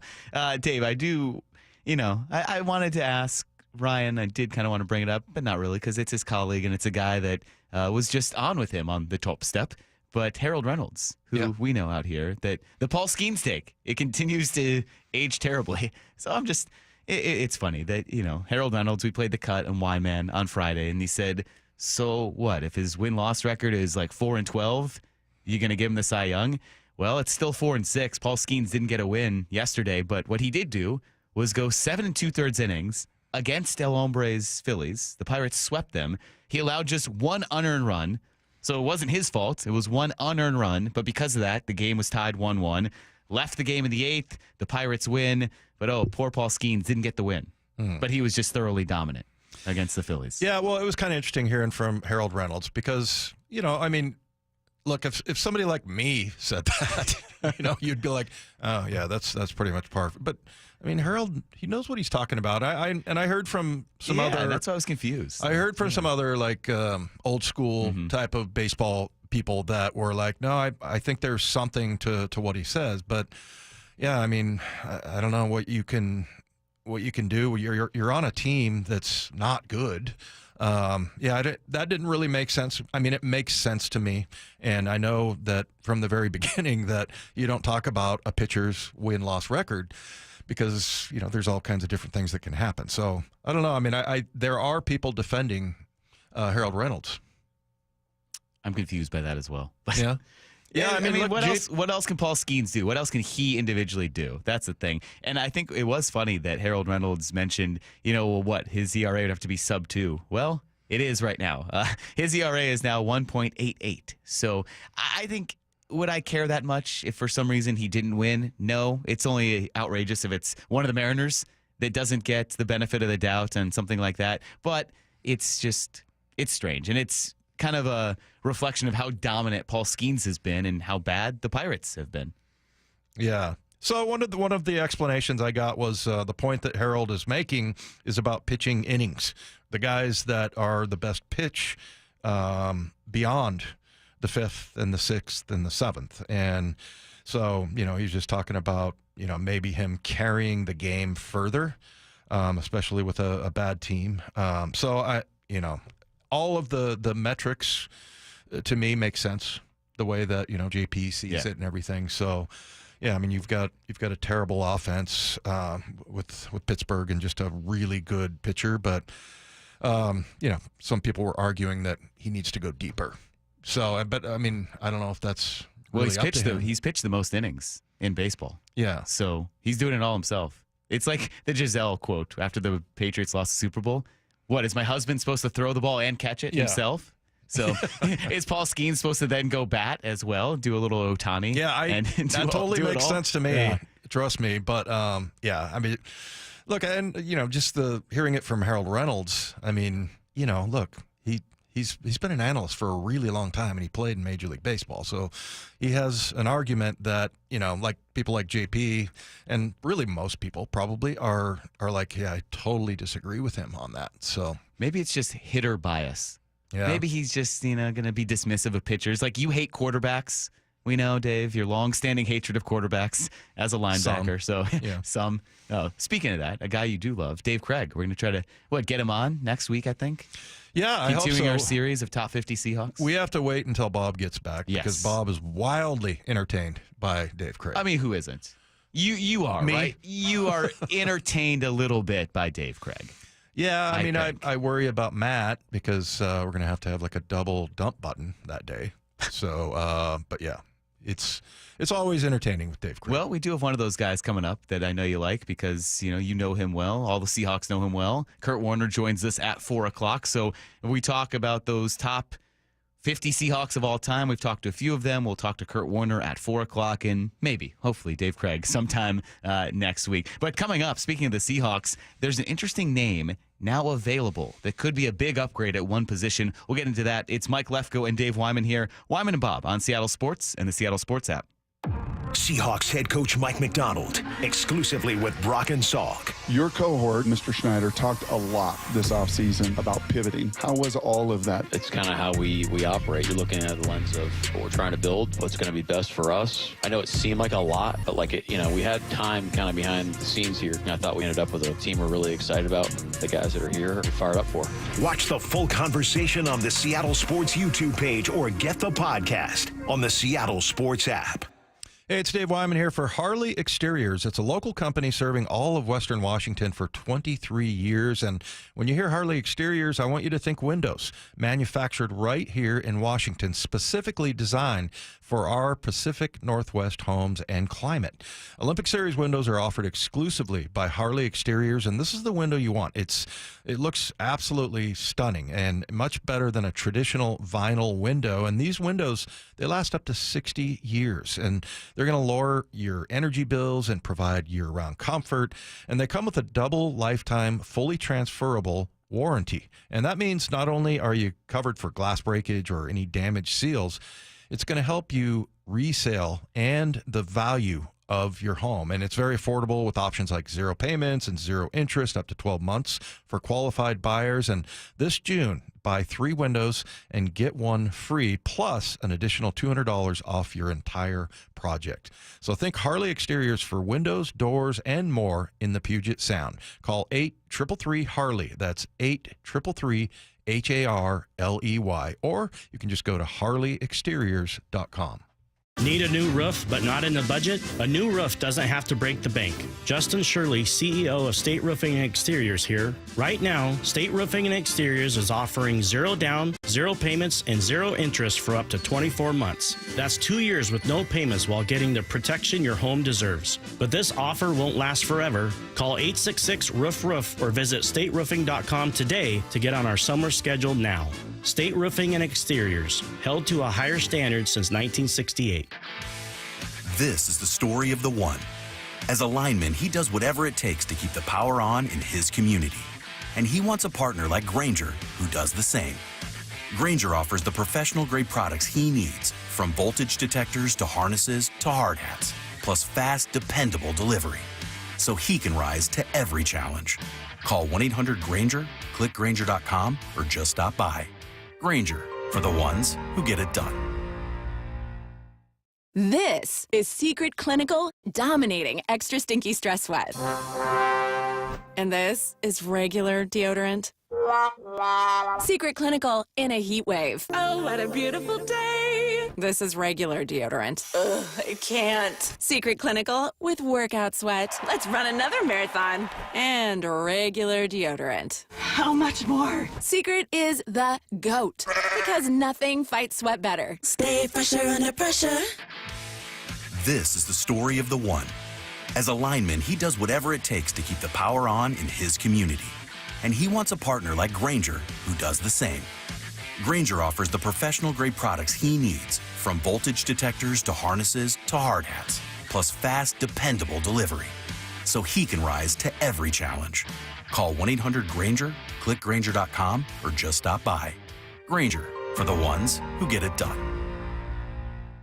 If you've got a gas-powered engine, keep it running like new at every fill-up.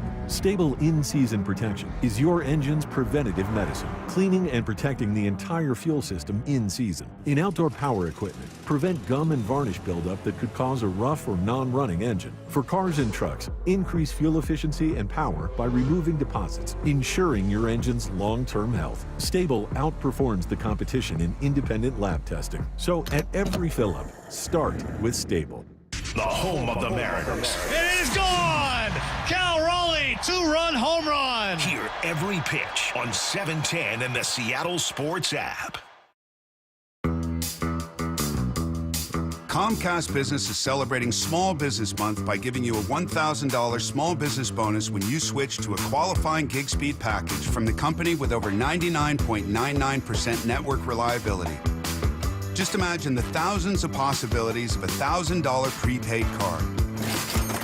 Like possibility number 1, company merch for staff. Styling. Or possibility number 24, the latest software. Upgrade. Or possibility number 192, new equipment powered by gig speeds. Or possibility number 555, a 3D printer. Rapid prototyping, anyone? Switch to Comcast Business for over 99.99% network reliability, advanced cybersecurity, and now get started with a $1,000 small business bonus. Comcast Business, powering possibilities. And 6/22/25. New customers only with 2-year agreement. Other restrictions apply.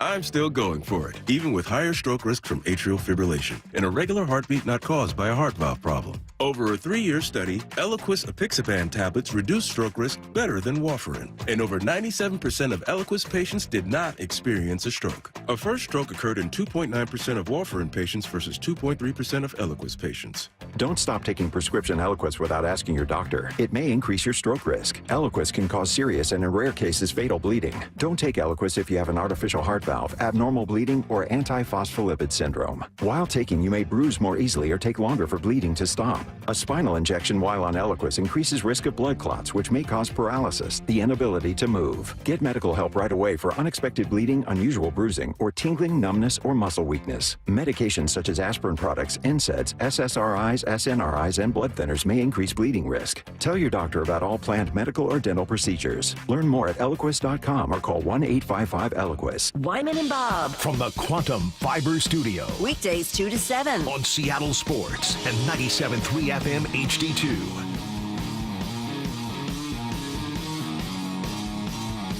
Dave, there was an interesting move earlier today. The Packers released 2-time Pro Bowl corner Jaire Alexander. And we're sitting here and we're looking at this Seahawks team. They have some cornerbacks, but they also have some decided questions, especially on the outside, because your best corner, Devin Witherspoon, we know they like to play him in various spots, but primarily not outside. And your guys were, at the end of the year, Reek Woolen and Josh Jobe. And going into this year, your 2 spots right there, at the moment, are Reek Woolen and Josh Jobe. So with those 2 and, still some uncertainties behind them, what do you think about Jaire Alexander? Well, I think he's a good player, but I mean he's had a hard time staying healthy. That's especially the last 2 years. He's a Pro Bowler. I mean, he played 16 games in 2025, 2023 as well, and played 15 games that year. I'm just trying to figure out how much is on his contract, because Spotrac, I think they do the best well, none, that they can. Because they released him. Oh, they didn't? I thought that he still had... Oh, yeah.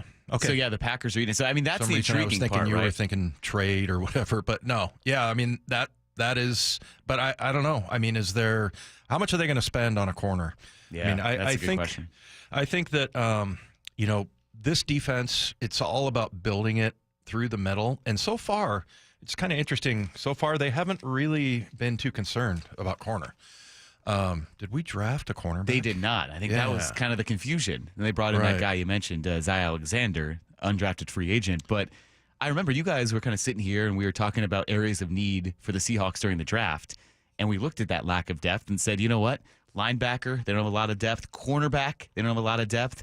Didn't draft either of those positions. So now there is a proven veteran out there they could help in that depth at that cornerback position. Yeah. So, I mean, I've heard good things about Jaire Alexander. I watched him a little bit out there. He's a rookie from LSU, just a free agent in 2025, obviously. And then, yeah, I mean, you got guys like Tyler Hall and, just a lot of guys that most people have not heard of. JT Woods, Demarion Williams. So, yeah, I mean, here's the other thing that I think, first of all, they have to play Devin Witherspoon inside. Mm-hmm. They have to.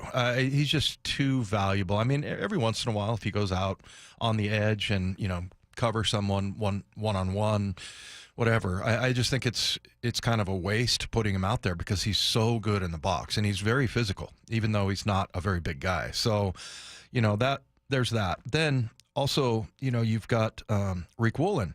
And I love Rick Woolen. I mean, he's an amazing, like his body type, he's like perfect for that. And you saw him just make amazing plays last year. But you also saw that there was a bit of a lack of focus. And, that got him benched in the beginning of, I think it was the Arizona game. At home. Mm-hmm. So, yeah, I mean, I think that there are some questions there.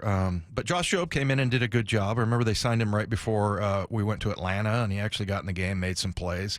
Pritchett, going into his second year, maybe he takes that second-year jump, the kid out of Auburn. Mm-hmm. And then, you've, of course, have Spoon. But Rick Woolen, I think, is the kind of wild card there of why they might do that, just because I'm not sure what's going on with him. Here's the thing with Mike Macdonald.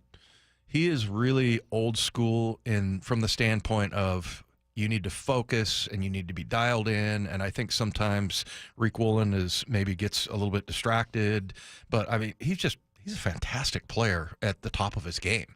But I think it's almost like, there's things going through his head. I was talking to Ryan Rowland-Smith and in the last segment, and I was talking to him about how, when you get in your head and all of a sudden, so I mentioned the fact that I went through a 3-game streak where I was missing tackles for whatever reason. And, and so every time that I went to tackle somebody, it was like, I'm going to miss it. I'm going to miss it. There was like a voice in my head. I ended up getting benched. And then, the next game came back, and that was kind of the slap in the face that I needed. I got benched like halfway through the game a game in Cleveland in 1988, and and then worked everything out. And then the next week I came out, was back as a starter, and everything was fine. And and I think that's kind of what's going on with Rick Woolen. I mean, he has the ability to make plays. I always talk about that deep over that he picked off. I think it was against Denver last year, where Mike Macdonald was like, "Have you ever seen anybody?" make a play like that on a deep over? I mean, he had outside leverage, and this guy runs just across the field and to the catch-up speed and everything. And when he said that, I was like, no, I've never seen that before, honestly. So, he's just incredibly talented, but he just is another, I mean, you'd like to count on Rick Woolen and know that he's going to be, one of your corners, but I don't know that they can. So, yeah, we'll see. I think John's going to make some kind of move, John Schneider, that is, to get someone in here. The fact that he's from Green Bay and played there, John has a connection there, so he knows lots of people there. Yeah. And they've brought guys in, too, at corner. They haven't signed anyone, but they brought in Shaquille Griffin. They brought in Rasul Douglas. So I think it seems like a low-risk opportunity. Right. The discussion is, of course, what's he willing to sign for? Right. So that would be the sticking point there. What's interesting... Who else needs corners? Yeah, and I'm sure a lot of teams do. Anyone could upgrade at corner. They always need depth. But what's interesting what you mentioned about Rick Woolen, it kind of got me thinking, maybe we do see a really good version of Rick Woolen if his future is uncertain. Because Brady Henderson told you guys last week, it was very recently, I think it was around last week, that he doesn't feel like Rick Woolen right now will get a long-term extension. I have not gotten the sense that they view him as a guy that they want to re-sign, at least not right now. I just think with some of the inconsistency that he's had, I don't see that. I just have not gotten the sense that that's a guy that they're really planning on paying anytime soon. So maybe the Seahawks are banking on that contract year better than normal performance out of a guy like Rick Woolen. Yeah, I mean, he's definitely, he has to prove it, and this is a big prove it year for him. But, I mean, I think that Mike McDonald is very kind of, I don't want to say hard-ass, but like he's sort of old school. No nonsense, right? Yeah, that's a good way to put it. Yeah, and if you're not concentrating out there and you're missing plays and things like that, then that's going to be because we've talked about how they play together really well, and it's all about that, and everybody communicating. And you even see out there with the rookies that they've sold those guys on defense that everybody's going to be yelling and screaming and giving hand signals and everything like that. And it's about being selfless in this defense. And so, and I'm not saying by any means that Rick Woolen is selfish. It's just that if he skips a play or just doesn't know exactly what he's doing, then that affects everybody else in that defense. Well, Seahawks minicamp begins tomorrow. We'll be out there at the VMAC. We'll talk to a Seahawks player after practice. And then it's kind of the last organized thing before everyone breaks. They kind of have their summer break. It's about 6 weeks until training camp, and then the season begins. So they'll get right to it. They'll get off and going. But there was one thing that out at OTAs, you guys were out there the past couple of weeks, there was one thing that was noticeably different this year for the Seahawks. It was noticeably different at OTAs this offseason for the Seahawks. We'll talk about that up next. Mike Lefko and Dave Wyman with you here on Wyman and Bob, Seattle Sports and the Seattle Sports app. It's the Seahawks' only mini-camp of the offseason, and Seattle Sports is there. Always a fun conversation. Julian Love. You see Eagles flying around, you can't beat it. Live from the sidelines tomorrow with Bump and Stacy live from VMAC beginning at 10 a.m. Seahawks wide receiver Cooper Kupp. Does it feel weird to hear still? Yeah, I'm getting used to it. Followed by Wyman and Bob at 2, all the way up to Mariners pregame at 5:30. We are the home of the Seahawks. Seattle Sports on 710 and the Seattle Sports app. Hey, it's Dave Wyman for Swedish Cyberknife. We had Andy Ryder. He's the mayor of Lacey, and he's also a Swedish Cyberknife patient. We had him and Dr. Landis from Swedish Cyberknife in studio a couple weeks ago, and the thing that stood out, well, number one was the treatment. It only lasts 5 sessions. It only takes 5 times. And Andy was able to be completely comfortable, and also the treatment is in 1 week. So Monday through Friday, while continuing to work full time and each treatment session lasting less than an hour, he was able to remain comfortable during treatment. You can wear street clothes in. Didn't experience any side effects other than maybe being a little bit tired. But you compare that with other treatment methods for prostate cancer where you have to have surgery or have a catheter. I mean, it's night and day. Also, it was really cool to see the relationship between Andy and Dr. Landis. Andy held him in such high regard, and rightfully so. Dr. Landis is a multiple-time recipient of the Seattle Top Doctor Award. And we talk about building a sports team and trying to find stars. Swedish Cyberknife truly has that. It's an all-pro roster of doctors and world-renowned experts in their field, just like Dr. Landis. Swedish Cyberknife treats patients from all over the state, and you don't need a physician referral. You can reach out to them directly. So if you have been diagnosed with prostate cancer, go to swedish.org/cyberknife prostate. Treat prostate cancer with Swedish Cyberknife. 1877 Cars for Kids. KARS Cars for Kids. 1877 Cars for Kids. Donate your car today. Donate today at carsforkids.org. That's cars with a K. Your car can be picked up as soon as the next day. Receive a tax deduction and vacation voucher. 1877 Cars for Kids. Donate your car today. Now accepting donations of land, homes, buildings, or any kind of real estate. Texting enrolls you into recurring automated text messages. Consent not required to purchase. Message and data rates may apply. Hey, Dan, how you doing? Haven't seen you around the gym for a while. Yeah, I've really fallen off. Since I turned 40, I just don't get the results I used to get. Could be lower testosterone. Lower T? Yeah, I went through it a while back. Once you hit 40, your body has less free testosterone. I got Nugenix Total T, and it's made a huge difference for me. I've seen that ad on TV. Is it for real? Oh, yeah. The key ingredient is something called Tesnor, which helps boost free and total testosterone levels to help you trim up and stay lean. And it's made a difference for you? Man, I feel like I'm in my 20s again. At work, in the gym, and in the bedroom. Are they still giving out complimentary bottles for people to try it for themselves? Yeah, you just need to send them a text. Text BODY to 321-321 right now for your complimentary bottle of Nugenix Total T, the #1 selling testosterone booster at GNC. Plus, text now and we'll include a bottle of Nugenix Thermo, our most powerful fat incinerator ever, to help you get back into shape fast. Absolutely free. Text BODY to 321-321. That's BODY to 321-321. The Mariners are transforming T-Mobile Park into Seattle's hottest karaoke club for Sing-Along Fireworks Night. Don't miss an incredible post-game show this Friday, presented by T-Mobile, after the team squares off against the Guardians at 7:10. He does it again. Home runs in 3 consecutive games. Cal Raleigh, the big dumper. It's your chance to belt your heart out on the big stage to chart-topping hits and feel-good throwbacks. Visit Mariners.com/fireworks to get your tickets today. Bonneville International radio station contests are open to participants 18 years of age or older that are residents of Washington State unless otherwise specified. Employees or agents of the station, Bonneville International Corporation, other area radio stations, or any entity associated with the contests are not eligible to win unless the station otherwise specifies at its own discretion. Persons who have won in the last 60 days from a station contest or event may not be eligible. Full general contest rules are available on seattlesports.com or in person at the station during regular business hours. The home of the Mariners, Seattle Sports. Cal swinging a drive deep to right field. Every pitch of every Mariners game is on the Seattle Sports app.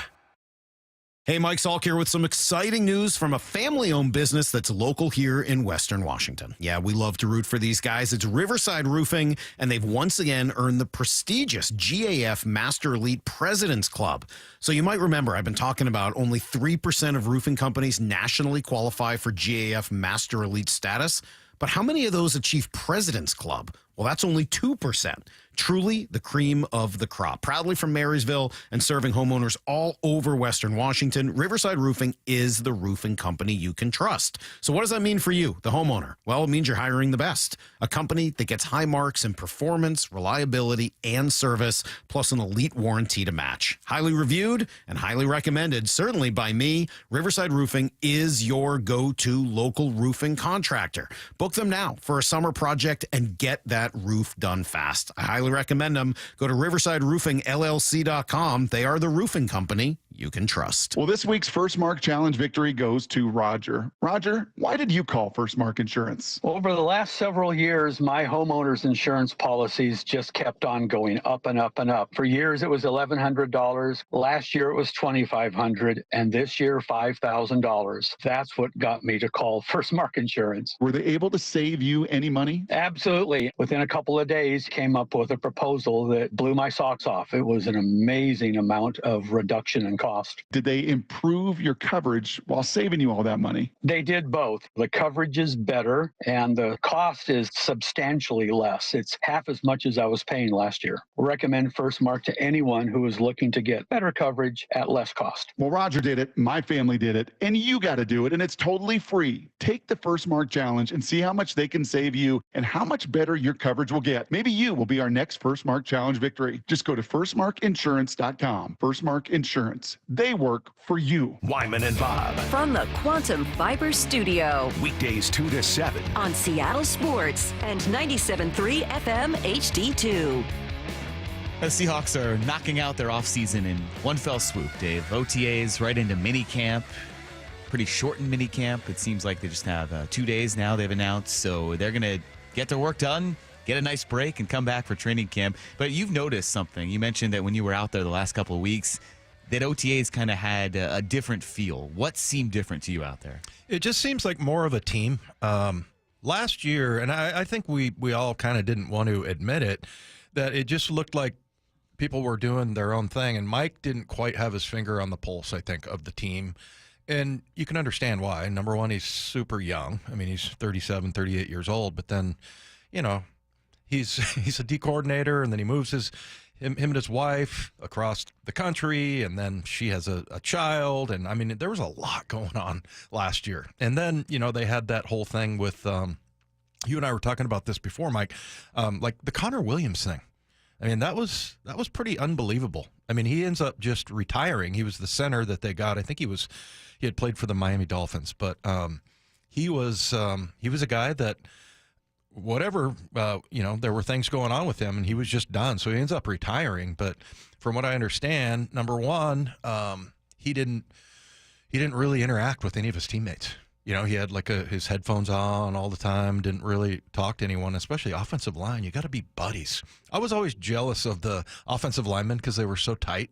Those guys would do everything together, and it's just kind of the nature of offensive line. And now you have your center who's just not talking to anybody. Then, you have the wrong guys that you hired, which I thought was amazing. And I've said this many times, but I just was so impressed by McDonald trading. I guess he traded Baker to the Titans, and then for Ernest Jones, and then Dodson they just cut. I just remember Dodson going, "I thought I was playing well," but yeah, and he made some plays and everything, but it just wasn't the right mixture. And I don't think those guys were head cases or anything like that. And not that Connor Williams is either. I just think for Connor it was just done. He was done, and he didn't really know it until halfway through. So you had all of that.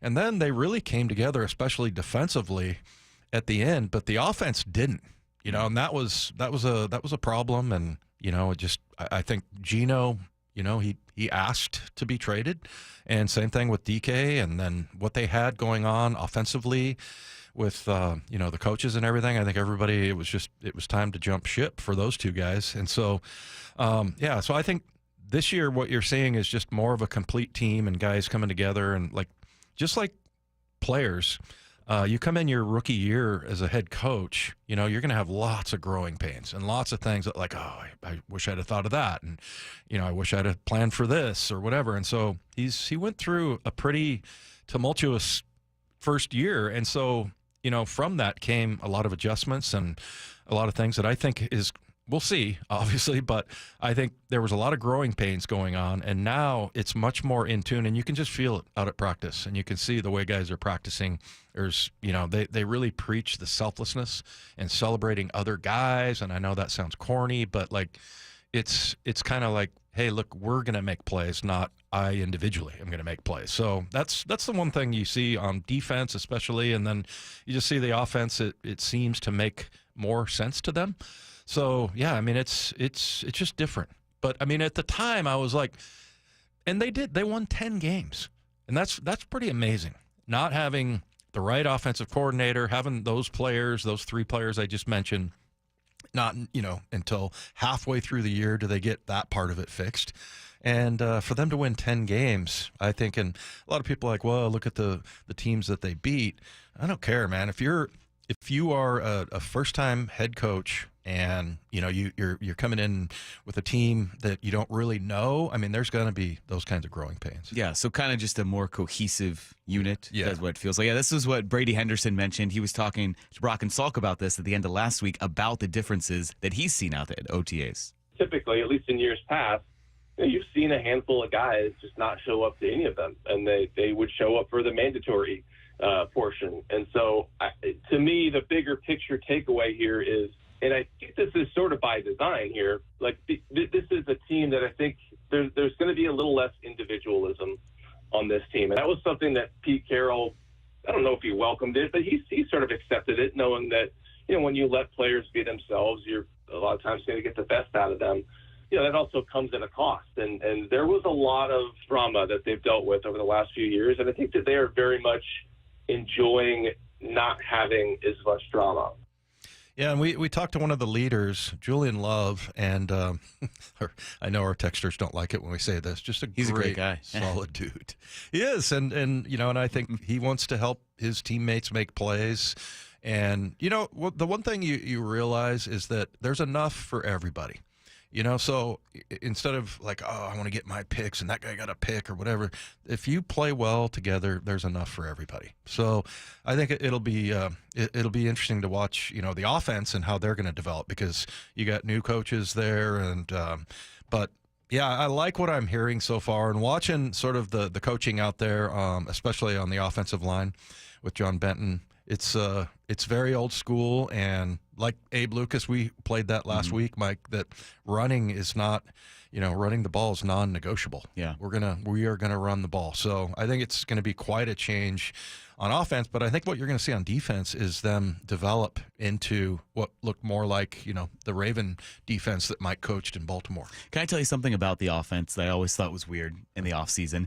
And some might accuse me of saying, well, you're just piling on DK. No, I thought this at the time, and I think I mentioned it, that when Geno Smith took over as the starting quarterback, DK would not work out with him in the offseason. Now, you don't have to. You could do your own thing, but DK would go work out with Russell Wilson. So he would have someone else throwing to him. And I think, it always just struck me as kind of strange that if you have a completely smooth relationship, you have everyone on the same page, don't you want your quarterback and receiver, your best two offensive weapons, working together? Like we've heard from Sam Darnold wanting to go throw with Cooper Kupp, go work with him. So the fact that even after one offseason, where, sure, Geno Smith takes over, maybe DK had a routine, he didn't want to break it that year, but then for the entire tenure, they would not work out together in the offseason. That always struck me as a little weird, and maybe going back to that kind of individualistic comment that Brady mentioned. So I'm not piling on DK retroactively. It's just, it always struck me as a little strange, and there are the differences now between, okay, that was happening, now you have guys all working together. So if that goes to what you were saying and what Brady said there about a cohesive team identity, I think you'll see the results hopefully come to fruition. I think that's very noteworthy, and I don't know. I just don't remember anybody complaining about it and going, "Why isn't he catching balls from Geno?"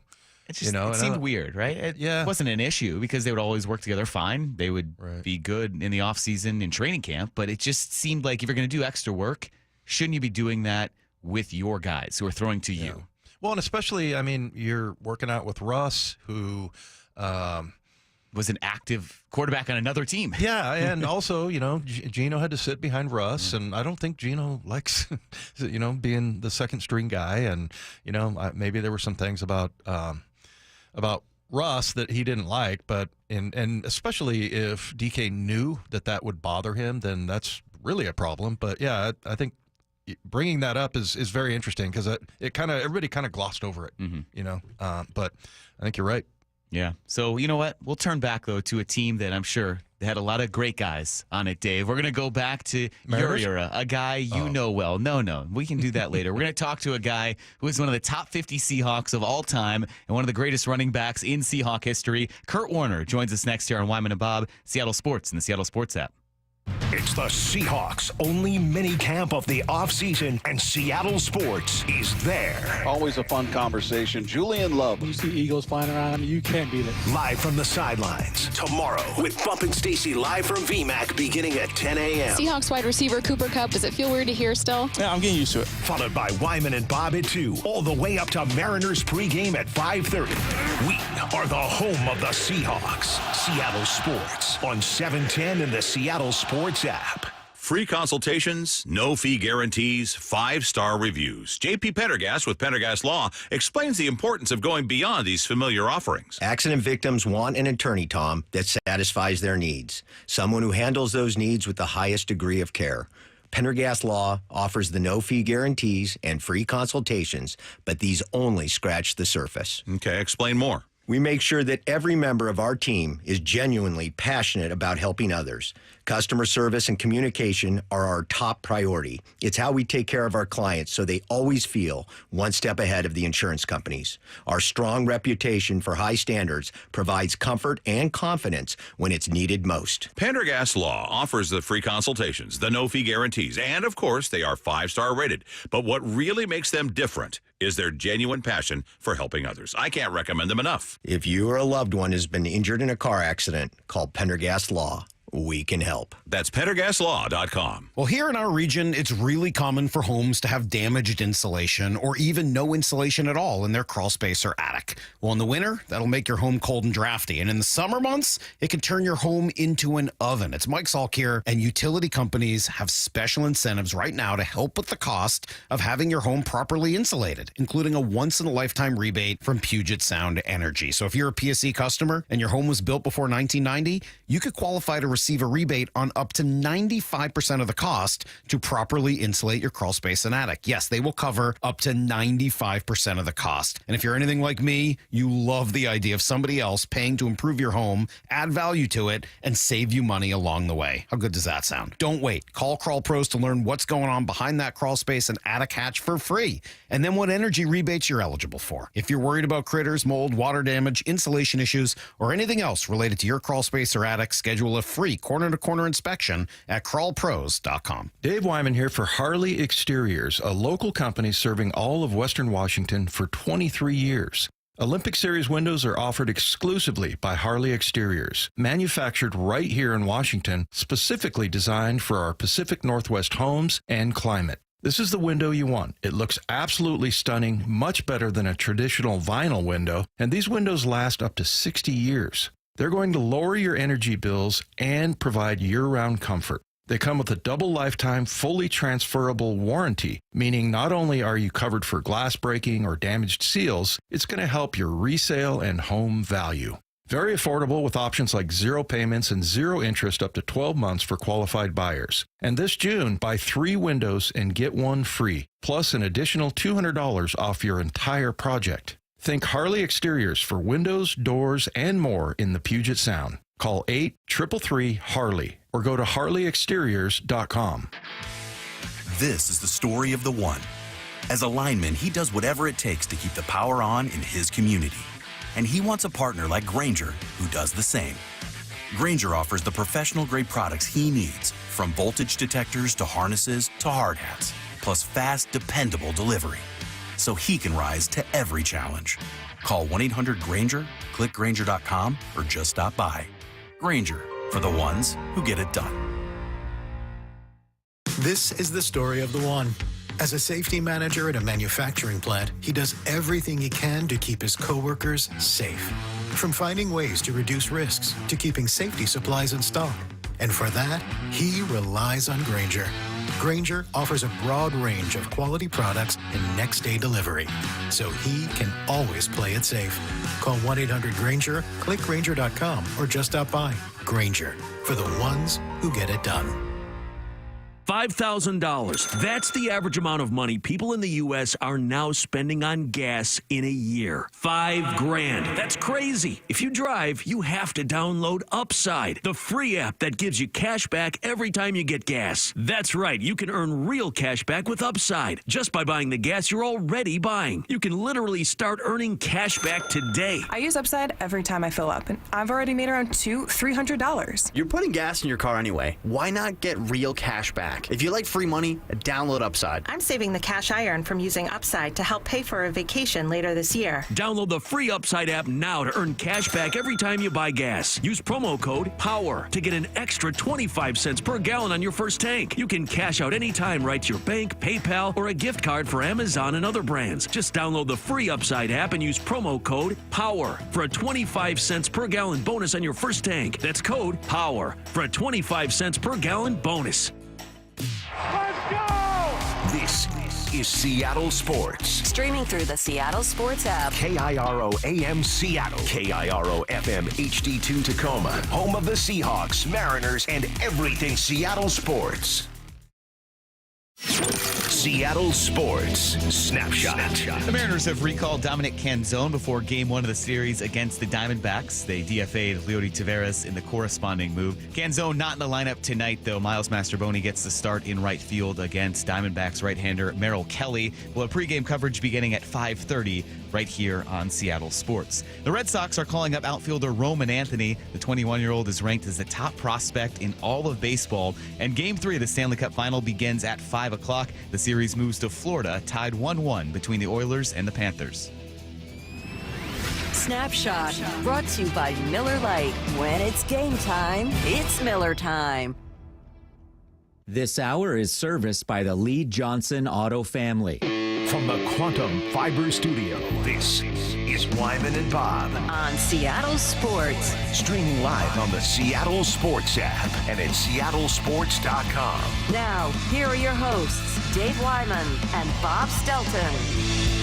Mike Lefko and Dave Wyman here with you today. And Dave, we have been talking about the official announcement. The Seahawks made the announcement last week about their top 50 players in franchise history. And one of those guys joins us right now on the Emerald Queen Casino Sportsbook Hotline. One of the greatest running backs in Seahawk history, and a guy, Dave, that you know well. Curt Warner is with us. Curt, how's it going today? Good. How about you? How about you guys? How are you guys doing today? We're good, C-Dub. Appreciate you coming on with us. And, let's get into, I want to ask you some questions, about your career and stuff. But being top 50, I mean, I thought they did a really good job as far as, like you had your two guards were in there, Brian Millard and Edwin Bailey. Okay. Yeah, and I feel like they did a really good job of getting guys from each era. And then I talked to Jake and Boogie and Joe Nash, and those guys were all fired up and excited. How cool was that when you found out? It was an interesting call. I got a call from Chuck Arnold, the president, and he kind of, he introduced himself. And I'm like, "Hey, Chuck, how are you?" And we started talking. And he's like, "Hey, I just want to let you know that you made the top 50." And I just said, "Well, thank you very much. I appreciate that. I am humbled with regards to being a part of that group. And I know there's a lot of Seahawk tradition that comes into it, but I am deeply honored to be a part of it."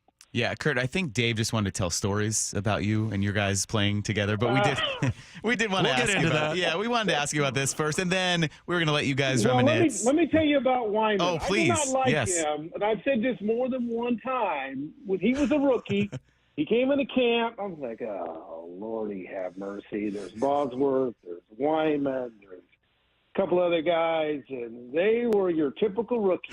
So it took me a little while. And the other thing, too, is that they're linebackers, so they are like arch enemies of the running backs. Yeah. They like to pick on us. They like to jab at us, and so on and so forth. So it was just typical. Now I love David Wyman. I call him Y Monster. We get along quite well years after, that whole process. But it took us 30 years or so to kind of get to that. I heard that's what it There takes. you go. That's my story, and I'm not making it out. Yeah. So there you have it. Well, it's funny. I remember coming in the very first minicamp, the rookie minicamp, and I was we were doing a one-on-one drill with linebackers and running backs. And so yes. I somehow draw you. I think I tried to move back in the line. But so you came out, came downfield, and then you did kind of a little out and up. And I remember we weren't in pads or anything, and I accidentally jammed you in the neck. And I remember you screaming at me, "You stupid rookie, blah, blah, blah, blah." And I was like, "Yeah, I know. He'll love me someday." But yeah, I went and talked to the coaches as well. And, and I said, "Well, who is this guy? What's going on here? It's either him or it's me, Chuck. What are you going to do?" I'm making this up. So yeah. There you have it. Oh, that's good stuff. No, we got over it. It's okay. It happens. That's right. Curt, when you think back about those teammates that you had and, a lot of great defensive players. So I know you had to go up against them in practice, but when you think back to your time there, what stands out about some of those guys who are now fellow top 50 members and some of those loaded defenses that they had when you were there? Well, Kenny Easley. I mean, he was just a phenomenal specimen of a football player.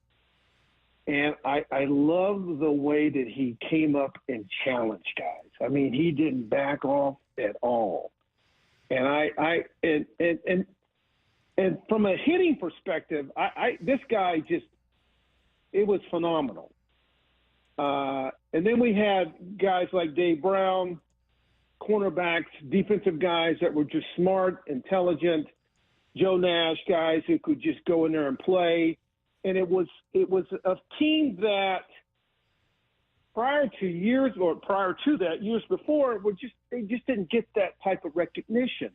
And then you bring out Knox, and we bring in some offensive linemen, Reggie McKenzie, Edwin Bailey, Brian Millard, just a number of guys who could play and play very well.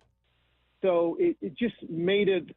I think for us, it gave us an advantage because no one was expecting us to play as well as we did that year, and we ended up, going to the playoffs and AFC Championship game. So it was a good run, and we were talented. I think my favorite year in the NFL, C-Dub, was 1988, and that was the first time we won the AFC West. At the time, we were in the AFC West, and I think we did that by winning down in L.A. playing the Raiders.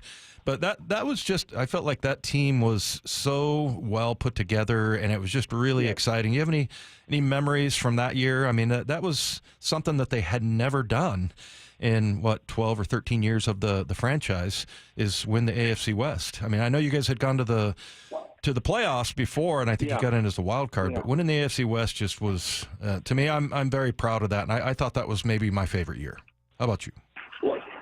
You know what? I agree with you 100%.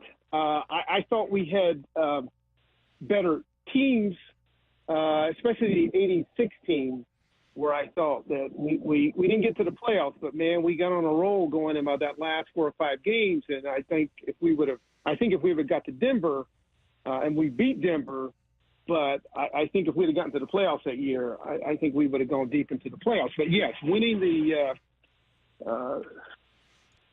winning our division was the first of a number of things that we can claim as first up doing or accomplishing this particular goal.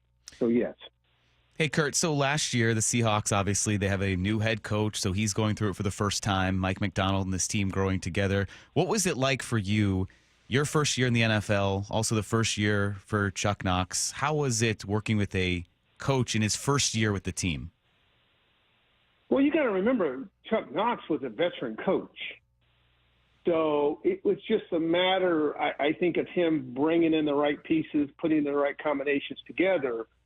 But he's had a history of winning, at every place he's been, Buffalo, the Rams, and so on and so forth. So I didn't think much of it at that particular time, because I thought that the way he had put this team together and the way we had kind of figured it out, we're going to be at least a team that was going to challenge every game that we played in. We were going to be in the game. We weren't going to, be out of the game. We were going to be in the game trying to win the game. So from that perspective, I thought we had a chance. And I'm optimistic when you're playing, regardless of whether or not you're going to win or not win. I mean, I always thought of us as winning. So that was my mindset. Hey, a guy that we used to call Chumley, John L. Williams. John L. Williams. Yeah. I loved seeing that he got in as well. And, like you mentioned earlier with Millard, and, it was really cool. But tell us about, I just remember John L. had he wasn't a really big dude. He was actually pretty short, but he was a pretty good blocker, and he had really good hands. And, you're going to get a chance to reunite with that guy. So how? Well, he was, he wasn't the tallest guy in the world, but he was 230 pounds. And but he was like 5'9". No, I don't think so. He's a little bit taller than that. But I mean, his physique and the way he blocked. I mean, he's probably one of the better blockers I've ever seen from a running back position. But wow, I'm glad to hear that he did make the top 50. Rightfully so. He very much deserved it. So yeah, good for him, and I'll be happy to visit with him when I get a chance to see him. Yeah, so did they tell you that it's the Tampa Bay game this year, and I'm not sure what the date is on that, but it's a home game, and I think that's when, they're having all of the 50 players. That's going to be unbelievable, going and seeing all those guys. I mean, you got to be pretty excited. There's going to be some guys in there probably that you haven't seen since you played with them, right? Pretty much so, yes. Yeah. I would think so. There's been guys that I haven't seen in quite some time, so it'll be a lot of fun to reminisce, to talk, to say hi, and get caught up on things. So yes. Curt, you said you would only share one Dave Wyman story, but I'm sure you have plenty of stories. No, he doesn't. No, not about you. No. About Dave Craig. Because Wyman has plenty of Dave Craig stories. So I don't know if you want to share any. But where do you start with Dave Craig? I do not know. I don't even know where to begin. I tell you what, Dave Craig and I, he used to come over to my house, and we played the video games. I mean, these are the early models of the video games, and we had the Seahawks and all of the other video games that we used to play, and he used to come over to my house, and I would pummel him, just beat him up, right? He couldn't win. So But here's the thing: he wouldn't leave my house until he won. Right. So it's like, look, okay, we got to practice tomorrow, Dave. You got to leave. Okay, goodbye. And then he would leave, and then I would call him a loser or something like that. Right as he's ready to, to leave, I would call him something, a loser or whatever it is, and then he'd come back. So that's a good Dave Craig story, but that just tells you just how competitive. Yeah, I remember. He was the most competitive guy I've ever seen in my life, ever. Yeah. Well, I remember he had one of those little toy plastic basketball hoops that was like 5 feet tall, and it was for his kids. And I went over there one time, and the kids are off to the side, and Dave is sitting there shooting across the room and is like, I can't stop until I make 5 in a row. And the kids are like, Dad, can we play? And he's like, no, let me just finish here. I got to get 5 in a row. So, yeah, he was crazy. That's Dave Craig. Crazy competitive, but what a great competitor on the football field. There isn't a better guy you want to play with. Yeah. When it comes to, Seahawks football, or just being in the midst of someone who has that type of desire to win. It rubs off on everyone. By the way, I just got a text from one of your buddies, Paul Moyer. Curt never pummeled me in video games. He used to get frustrated. Is that true? Can we rely on that? That's not true. That is that's not true at all. He remembers it a certain way. I remember it a certain way. I'm going to go with what I remember. Okay. How about that? So Paul Moyer, on the record, you're saying Paul Moyer could not beat you in video games. No, Paul Moyer couldn't beat me in anything. No. Including golf and all that. Paul Moyer. Yeah. Now, golf, that's a different ballgame, but video games. Hey, Curt, who's a guy that you look at the running backs now? And I know you probably don't watch nearly as much as you used to, but as far as running backs go, are there any out there right now, or just over the years that you looked at that guy and I remember watching certain linebackers on film, just going, man, look at this guy. Is there anybody like that is playing either now or was in the past? I like the big bruiser guys because I wasn't one of those guys. Yeah. I mean, everyone has a certain way in which they are able to take advantage of whatever talents they have. But I like those big bruiser guys, like a Marshawn Lynch, who would just run up in there and just take people on. Yeah. I found that to be something that I couldn't do from that perspective, but I admire the way they ran the football. So, and then there's guys out there like Henry. I think he was with the Titans at one time. Now he's with the Ravens. Mm-hmm. And he's one of those kind of game changers. Big guy, 6'4", 6'5", 250 pounds, that can run like nobody's business. So I kind of like those guys. That doesn't mean that they're my favorite players. I just kind of like the dynamics of how those guys play, because I couldn't do that. Hey, Curt, do you look like me at the NFL now and how huge it has become? I mean, it was a big deal, and especially here in Seattle. I remember when we came back from Cincinnati, we won the AFC West. We went to the playoffs. We played the Bengals. We lost. We came home, and there was probably like 300 people at SeaTac that were there cheering us on and everything. So it's always been big up here, but it's amazing, the NFL now, just the machine that it is, that the combine and the draft and just everything. It's just, I just marvel over how that has become, it's such a bigger game than it used to be. Well, you watch the draft, and it was the same concept when we were being drafted, but now it's on ESPN.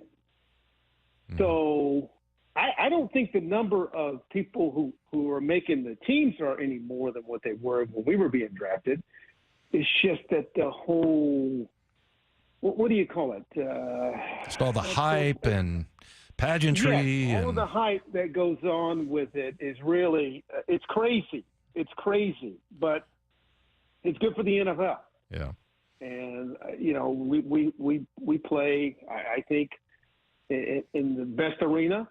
I think we're obviously, in my opinion, the most popular when it comes to sports in general. and I think we're taking advantage of it quite often. So you have to apply the NFL on the marketing and all of the things that they do, because it continues to go beyond expectation every year, especially when you're in that latter part of the season and then you're getting into the playoffs, and it just turns into a whole different environment. So, And I just got a text from Moyer, who obviously is listening about the video game, but I stand corrected on what I say. Okay. So there you have it. I got a little Moyer story to tell the listeners here in a second after we move on. But Curt, it's been great talking to you, man. Congratulations, and well deserved. And I can't wait to see you when you come up for the Tampa Bay game. Well, thank you, sir. I appreciate that, Y Monster. All right, buddy. Thanks, Curt. Thanks, C-Dub. All right, guys. All right, buddy. Curt Warner, top 50 Warner. Seahawk. Yeah. And you have great stories. I don't know why you didn't want him to share more stories about you, though, because it sounds like he had some entertaining stories. I don't know. Here's one. I don't think he would remember. I was just telling Matt this, but when Curt would get upset, his voice would go like 5 octaves higher. When Curt would be like, "Man, what are you talking about?" You know, it was kind of like that. So one time we had what we called boil out, which I learned to actually really do it really hard. Like what they had the day after the game, and you could go at whatever pace you wanted. We had to run 10 100-yard dashes or 10 hundreds. And, you know, I would go as hard as I could, even though it was painful and everything, because it would just flush everything out, all the soreness and everything. But anyway, we were out there, and I guess Curt didn't go out. And so Moyer took exception with that. He was like, "Hey, you're a leader, man. You need to be out there, you know, running these things." And all of a sudden, I was sitting on the training table next to C-Dub, and C-Dub decides to include me in the thing, and he's like, "Why, Monster? What's he talking about over there?" And I'm like, "Yeah, I don't know, C-Dub. I don't see a coach over there. It looks like a player to me, but, you know, whatever." So anyway, Moyer ends up cursing us out and everything, and he got really, really pissed. But then after practice, I'm sitting in the locker room, and Moyer's sitting at his bench, and he looks over at me, and he just starts cracking up. So I was like, okay, I know we're going to be friends now. But, yeah, that was the funny thing about him when he would get, like, upset or whatever. And, like, when I jammed him in the neck, you know, when I was a rookie, yeah, it was like that high voice, like, "What are you doing, you stupid rookie?" Yeah, so anyway, he was just one of the nicest guys. And you come into the league and you go, "Oh, man, look at this guy. He ran for thousands of yards, and you know, he's an elite player and everything." And, you know, you find out that they're just regular guys. And Curt was that for sure. You're giving Paul Moyer a lot of ammo for Thursday, by the way, since we know he's listening right now. Yeah, he's just kind of building up, getting ready. I also like what Curt Warner said about it takes 30 years to get to like you. And for you to have that better impression. So there's some mean text fodder as well if you want to get some in early here. 866-979-3776 that Curt referenced Wyman as, "Well, it took me 30 years to like him, but now we're friends." So there you go. Hey, by the way, Moyer, I don't know if I told this part of the story, but when we we glanced at each other. Yeah, you too. Yeah. Did I tell that part? That he just started laughing. Yeah. Yeah. So, I mean, it was like, that's just what happens in a locker room, you know? And it's very like, you know, other workplaces and everything, if you scream and yell and bleep you know, it's like, oh my God, we have to go to HR and everything. And in the NFL, it was just, everything kind of worked its way out. And yeah, it was no problem. But yeah, that was just kind of how you built relationships. Well, and I imagine, at least if you're on the other side of the ball, you can just go hit each other. And then that's fun too. That's what, like Curt was saying, I didn't like the linebackers. You and Boz were there, and then Moyer and Kenny Easley. There, you look at that team, you know, you've talked about this, but a lot of those top 50 players, you look at that defense from that era, a couple years before you, and then when you got there, that was a loaded defense. Yeah, it was like the original version of the Legion of Boom. I mean, you look at John Harris, and I think Simpson, was it Keith Simpson was one of the corners, and then Dave Brown, the late Dave Brown, just an awesome guy. I think he had like 62 picks in his career or something like that. But yeah, they had 1 year, and Moyer will correct me probably, but I think it was like 63 takeaways, some ridiculous thing like that. So yeah, it's pretty amazing what those teams looked like. And that was back when, you know, even if the Seahawks weren't good, the Kingdom was packed. Constant. I mean, you couldn't get any tickets to the Seahawks. And that's where, I'm looking back at, last year and some of these fans that are selling their tickets. I mean, that would have never happened back then. No way.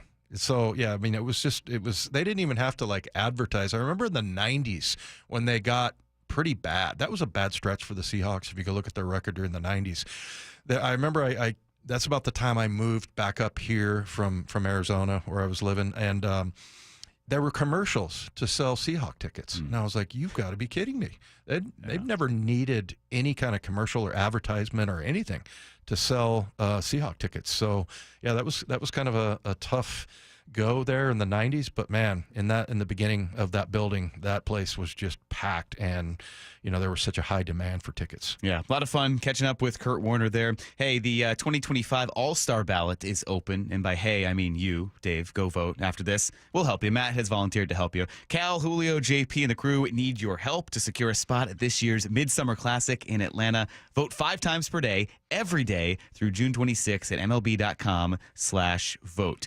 Well, we've kind of talked a little bit about what to expect at minicamp and then the continuation over into training camp. We're going to kind of rank our position areas of intrigue going into minicamp. We'll be out there tomorrow, first day of Seahawks minicamp. We're going to discuss what we want to see out of 3 position groups. That's coming up next. Mike Lefko and Dave Wyman with you here on Wyman and Bob. This is Seattle Sports and the Seattle Sports app.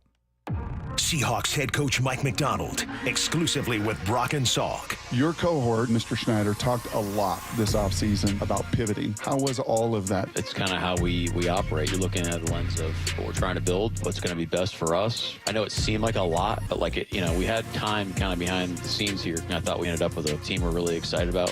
The guys that are here are fired up for. Watch the full conversation on the Seattle Sports YouTube page or get the podcast on the Seattle Sports app.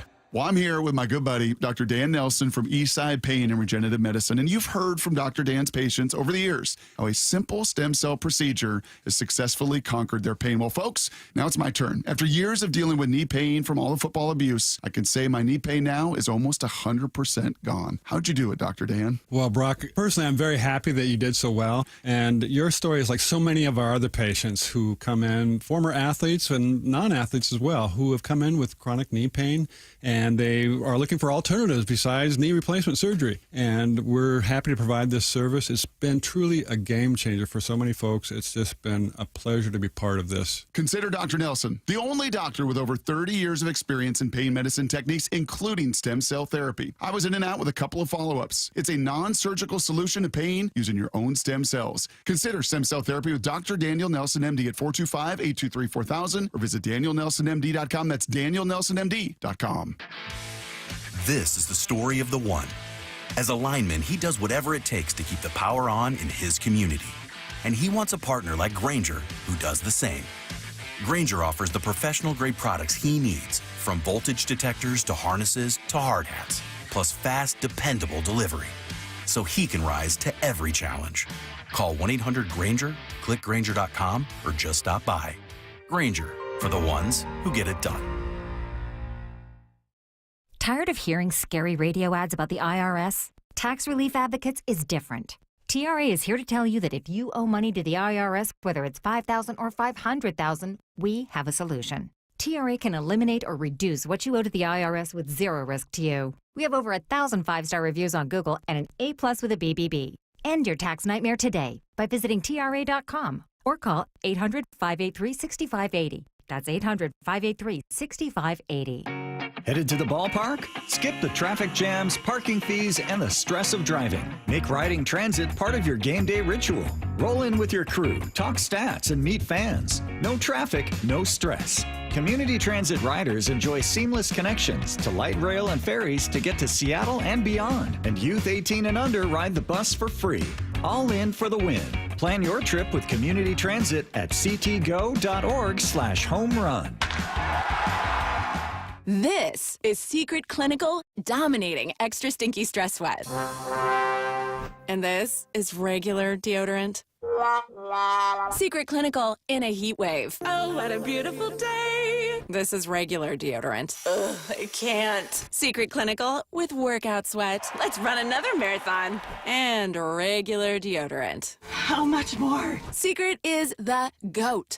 Because nothing fights sweat better. Stay fresher under pressure. This is the story of the one. As a lineman, he does whatever it takes to keep the power on in his community. And he wants a partner like Grainger who does the same. Grainger offers the professional-grade products he needs, from voltage detectors to harnesses to hard hats, plus fast, dependable delivery, so he can rise to every challenge. Call 1-800-GRAINGER, click Grainger.com, or just stop by. Grainger, for the ones who get it done. The home of the Mariners. Left off to center. It is on its way. Julio, 2-run home run. Hear every pitch on 710 and the Seattle Sports app. When businesses thrive, communities score. That's why Bank of America is the official bank of FIFA Club World Cup here in Seattle. And our more than 95 local business specialists are ready to help your business win. What would you like the power to do? Learn more at bankofamerica.com/local business. Bank of America, official bank of FIFA Club World Cup 2025. Bank of America Corporation, all rights reserved. We meet by accident, fixing every last bit, accurate auto body. If you've been in an auto accident, you have the right to take your vehicle to any repair facility. Accurate Auto Body has been family owned and operated since 1994, and they work for you, not your insurance company. Your insurance company may not love them, but you will, because We meet by accident, fixing every last bit, accurate auto body. Check engine or ABS light on? Take the guesswork out of your warning lights with O'Reilly Veriscan. It's free. Ask for O'Reilly Veriscan. O'Reilly Auto Parts. Why'd I go to the doctor? One day at the firehouse, I was so lightheaded I could barely stand. Even my crew noticed. Getting checked out was the right call. Turns out I have atrial fibrillation, which increases the risk of stroke about 5 times. Symptoms like irregular heartbeat, heart racing, chest pain, shortness of breath, fatigue, or lightheadedness can come and go. But if it's AFib, the risk of stroke remains. If you have symptoms, contact a doctor. I'm so glad I did. Visit NoTimeToWait.com, sponsored by Bristol-Myers Squibb and Pfizer. How can you free your team from time-consuming office tasks? Amazon Business. Smart business buying tools enable buyers to find and purchase items fast so they can focus on strategy and growth. Free up your team and focus on your future. Learn more at AmazonBusiness.com. This hour is serviced by the Lee Johnson Auto family. From the Quantum Fiber Studio, you're listening to Wyman and Bob. Weekdays 2 to 7. On Seattle Sports and 97.3 FM HD2. A lot of things happening this week. A lot happening this month. Dave, June is a sneaky, underrated good sports month. You think? Were you aware of that? You know, we got baseball, we have minicamp going on, the College World Series, Stanley Cup Final, NBA Finals, the French Open, had a classic championship yesterday. You're right. I can keep going. The U.S. Open. I watched all the things. Oregon State and Florida State. You're a big baseball guy play over there, last night. Oh, you sent me a picture. Yeah. My picture was like, it was captioned, "What are these kids thinking?" So this kid has like what looks like a bob haircut. Please know do what I that mean? again. Yeah, can you show that again? Yeah, so it's like hair that comes down and like curls up in the end and like a big curl that goes all the way around. That's the best I know. I think that's a bob. Text in 866-979-3776 if I'm right. But then also he has a big mustache. So, yeah, and I sent that picture. I'm like, what are these kids thinking? I brought my daughter in there, and she goes, that is such a baseball or hockey haircut right there. But, yeah, I mean, that's the style. It's all the look, right? And then you get the mullet going on, too, or the flow, the lettuce back there, as they say. So our guy, Robbie Oots, by the way. Wait, does he have that? Our new fullback, he's got a mustache, and I think he's got the Kentucky waterfall going in the back there. Gotcha. Okay, so we were going to do a position breakdown, but tomorrow at minicamp, I think we should just study hairstyle. Hair? Yeah. Let's just do hair breakdowns and how we gauge our level of concern based on what hairstyle the Seahawks are wearing. So it is beginning tomorrow, Seahawks minicamp. Dave and I will be out there kind of watching as much as, you can piece together from still the off season and just a couple of days of you're not going through these full padded practices yet.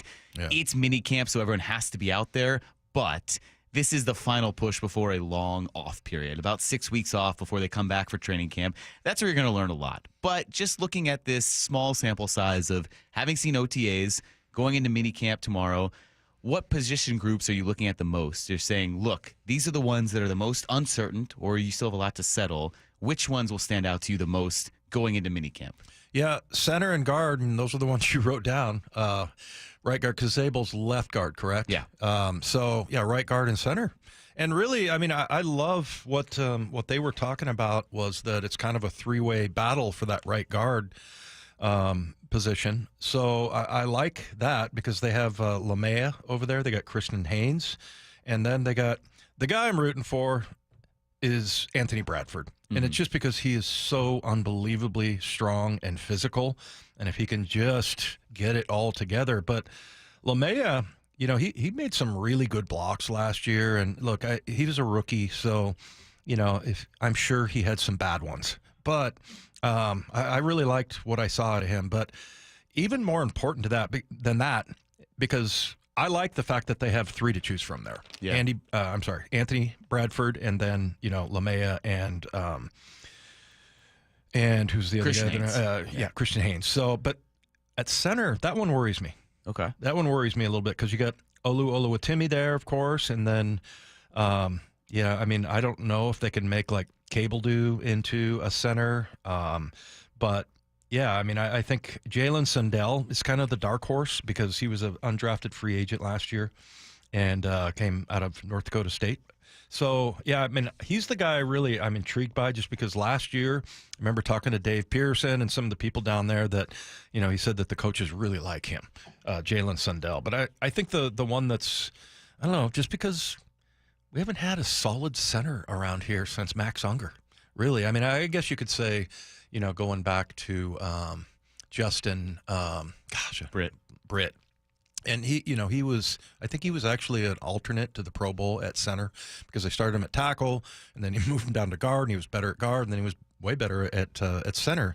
But really, Max Unger is a guy that held that down for a really long time. I was watching some film of him in New Orleans. And I think it was near his last year, and it was just he's phenomenal. He's phenomenal what he was able to do. So it's a bummer that they traded him away for Jimmy Graham, and that didn't really work. But he's also the all-time receiver for tight ends. But I think the cornerback thing you put in here, Mike, I think is one thing just because of depth, but also I would say inside backer. You know, who's going to push for who's going to push Ernest Jones? And Drake Thomas, I think I like him a lot, but you know, of course, you know, you've got that pretty well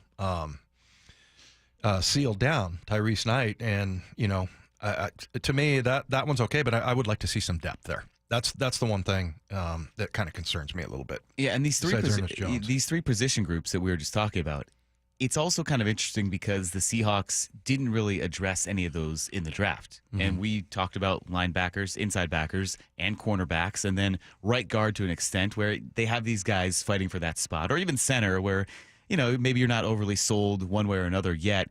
But the Seahawks seem to be confident in the internal improvements. They haven't done anything to address, you know, a linebacker. They didn't draft one. They didn't draft a cornerback. They didn't draft a center. They drafted a guard late in the draft after drafting Gray Zabel. So all of those competitions seem pretty wide open in terms of depth at linebacker and cornerback. And then the three names you mentioned, and it's interesting that you mentioned three at that right guard spot because that's what Brady Henderson discussed with Brock and Salk last week, that it's not just a two-man competition. Brady's kind of noticing it really is a three-man competition for this right guard spot. If Clint Kubiak is saying it's wide open, brother, then I think there was probably more than two people ultimately that they're going to, you know, give a chance to compete for that job. And I would think that you're going to see Setau Laumea at some point work his way into that competition. He's mostly been backing up Zabel at left guard. And I wonder, you know, depending on how Bryce Cable their sixth-round pick develops, I wonder if he'll get a shot at that guard spot. But so right now it's been Christian Haynes and Bradford. I got a feeling it's going to be a little more wide open than that. But those are the two spots that right now seem to be up for grabs. Yeah, you mentioned Cable and then you've got Mason Richmond is another guy that is a tackle guard, the kid out of Iowa. Mm-hmm. You know, but I mean, both of those guys are rookies. I'm kind of excited to see Michael Jarrell, and I would say that that's one kind of like inside backer. If you had a guy that's a good backup there, I would feel better. And again, maybe that is Drake Thomas, but yeah, if you look at that position, Michael Jarrell he got thrown in the fire last year, and that wasn't supposed to happen. They were supposed to. He was a project. He was a Division II guy, and I thought he played pretty well in that Atlanta game. So hopefully he takes that big step, and then you have 3 to play 2 in case in case Abe gets banged up or whatever. But yeah, I kind of like that. But the one, obviously guard, but also depth at inside backer, and then of course we've talked about corner. Maybe that's kind of the wish list for me. Yeah, I think with the right guard spot specifically, those 3 names, you just want to see someone step up and claim it, right? Yeah. Just the back and forth last year of Haynes and Bradford, and Haynes had such good qualities in certain aspects, and Bradford, the potential was there, couldn't unlock it, and Ray Roberts would come on and talk about all the things that were potentially good with these two, but they just didn't have it completely locked in every single snap, every single drive. So at this point, this is where you're hoping, at least in my opinion, that with this new coaching staff, they're high on the internal improvements of these guys, that some form or another, one of those 3 or someone just steps up and overwhelmingly wins this job. Because you have these 3, you've had them for a couple years now, especially if you're talking about Anthony Bradford going back to the 2023 draft. So, or the 2023 draft. So you have a couple of years to see sample size of that. LeMaya, okay, only a second season, but if someone can just step up and claim that, then you feel a lot better rather than having the entire right side, the interior and then the right side a little bit kind of uncertain, because it seems like the left side's locked down. We barely discussed the left side, which I think is a good thing, right? Mm-hmm. Charles Cross, Gray Zabel, okay, there's your left side. Center to right, it's still a great unknown, and you need to have that a little bit stabilized. So I'm fascinated to see what happens at right guard. And once again, it seems like it's the most unsettled position on that offensive line. If you could see one of those locked down by the end of, which one would you prefer by the end of camp? What, right guard or center? Right guard? I think center, because you have so much new quarterback, new coaching staff. Yeah. Olu feels like he's more stable than the right guard spot because at least he played a good chunk of the season. But yes, you want to definitively say, okay, this is the center. Here you go, Darnold. You're working with Olu. These are the guys, and you build around there. And you know what? You're still waiting to see Olu kind of claim that. I know he was just kind of thrust in there at the end of the season, and he did admirably. But with the expectations, all those accolades in college, hey, if he can come in and really secure that spot, it would be a good sign for that offensive line. So we'll see. It's all coming up tomorrow. It's year 3 for him. Yes. The kid out of Michigan. So, I mean, that's about the time where it's put up or shut up. Yeah. Well, one NFL expert has an unconventional choice for the quarterback facing the most pressure this season. We'll hear about that when we sweep the dial. It's Wyman and Bob on Seattle Sports and the Seattle Sports app. It's the Seahawks' only minicamp of the offseason, and Seattle Sports is there. Always a fun conversation. Julian Love. You see Eagles flying around, you can't beat it. Live from the sidelines tomorrow with Bump and Stacy live from VMAC beginning at 10 a.m. Seahawks wide receiver Cooper Kupp. Does it feel weird to hear still? Yeah, I'm getting used to it. Followed by Wyman and Bob at 2, all the way up to Mariners pregame at 5:30.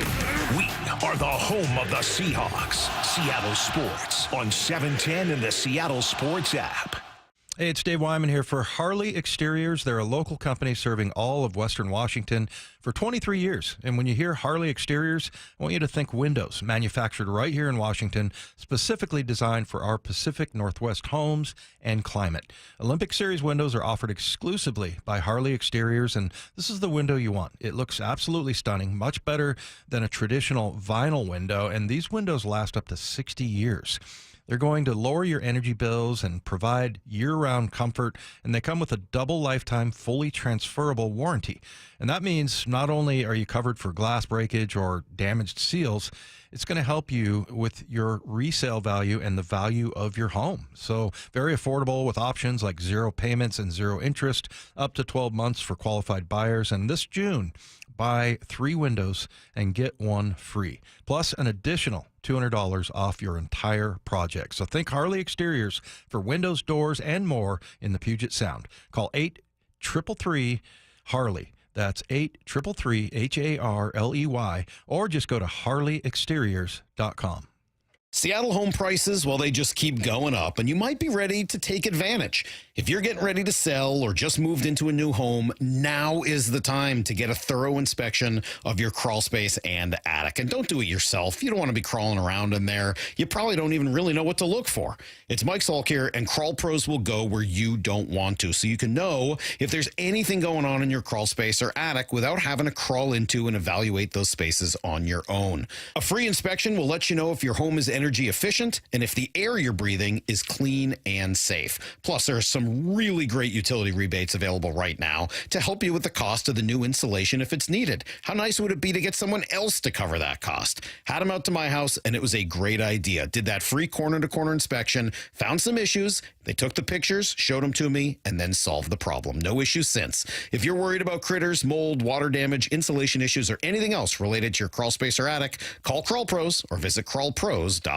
Wait, if I work today, why should I have to wait 2 weeks to get my money? With Earnin, you can access your pay as you work instead of waiting days and weeks for a paycheck. Get up to $150 a day with a max of $750 between paydays. No interest, no credit checks, and no mandatory fees. Because, hey, it's your money. Download the Earnin app now to get it and join millions of people making any day payday. That's EARNIN. Earnin is not a bank. Access limits are based on your earnings and risk factors. Available in select states. Expedited transfers available for a fee. Terms and restrictions apply. Visit earnin.com for full details. Allergy and sinus symptoms are annoying. They're frustrating and can ruin an entire day. They're also curable. I'm Dr. Stern with the Stern Sinus Center. We can free our patients of awful symptoms by testing and treating their allergies to simple, non-invasive treatments. Stop suffering from nasal congestion, sneezing, runny nose, facial pain, and even snoring. Let us help you get relief. Easily, quickly, and permanently. We're local in Federal Way and in Auburn. Come see us or book your appointment at sternsinus.com. Does your yard need shade, privacy, or a little brightening up? Look no further than Big Trees. I'm Nancy Penrose, owner of Big Trees in Snohomish. At our 30-acre location, there are thousands of trees to choose from and knowledgeable staff, including a board-certified master arborist, to help you find exactly what you're looking for. Visit the nursery and learn more about Big Trees at bigtreesupply.com. Beauty, privacy, instantly. Big Trees. Get rid of stubborn fat and address areas of loose skin with ProSculpt, the simple one-day permanent fat reduction and skin tightening treatment. Book your free consultation at prosculpt.com. This is the story of the one. As a lineman, he does whatever it takes to keep the power on in his community. And he wants a partner like Grainger who does the same. Grainger offers the professional-grade products he needs, from voltage detectors to harnesses to hard hats, plus fast, dependable delivery, so he can rise to every challenge. Call 1-800-GRAINGER, click Grainger.com, or just stop by. Grainger, for the ones who get it done. This is the story of the one. As a lineman, he does whatever it takes to keep the power on in his community. And he wants a partner like Grainger who does the same. Grainger offers the professional-grade products he needs, from voltage detectors to harnesses to hard hats, plus fast, dependable delivery, so he can rise to every challenge. Call 1-800-GRAINGER, click Grainger.com, or just stop by. Grainger, for the ones who get it done.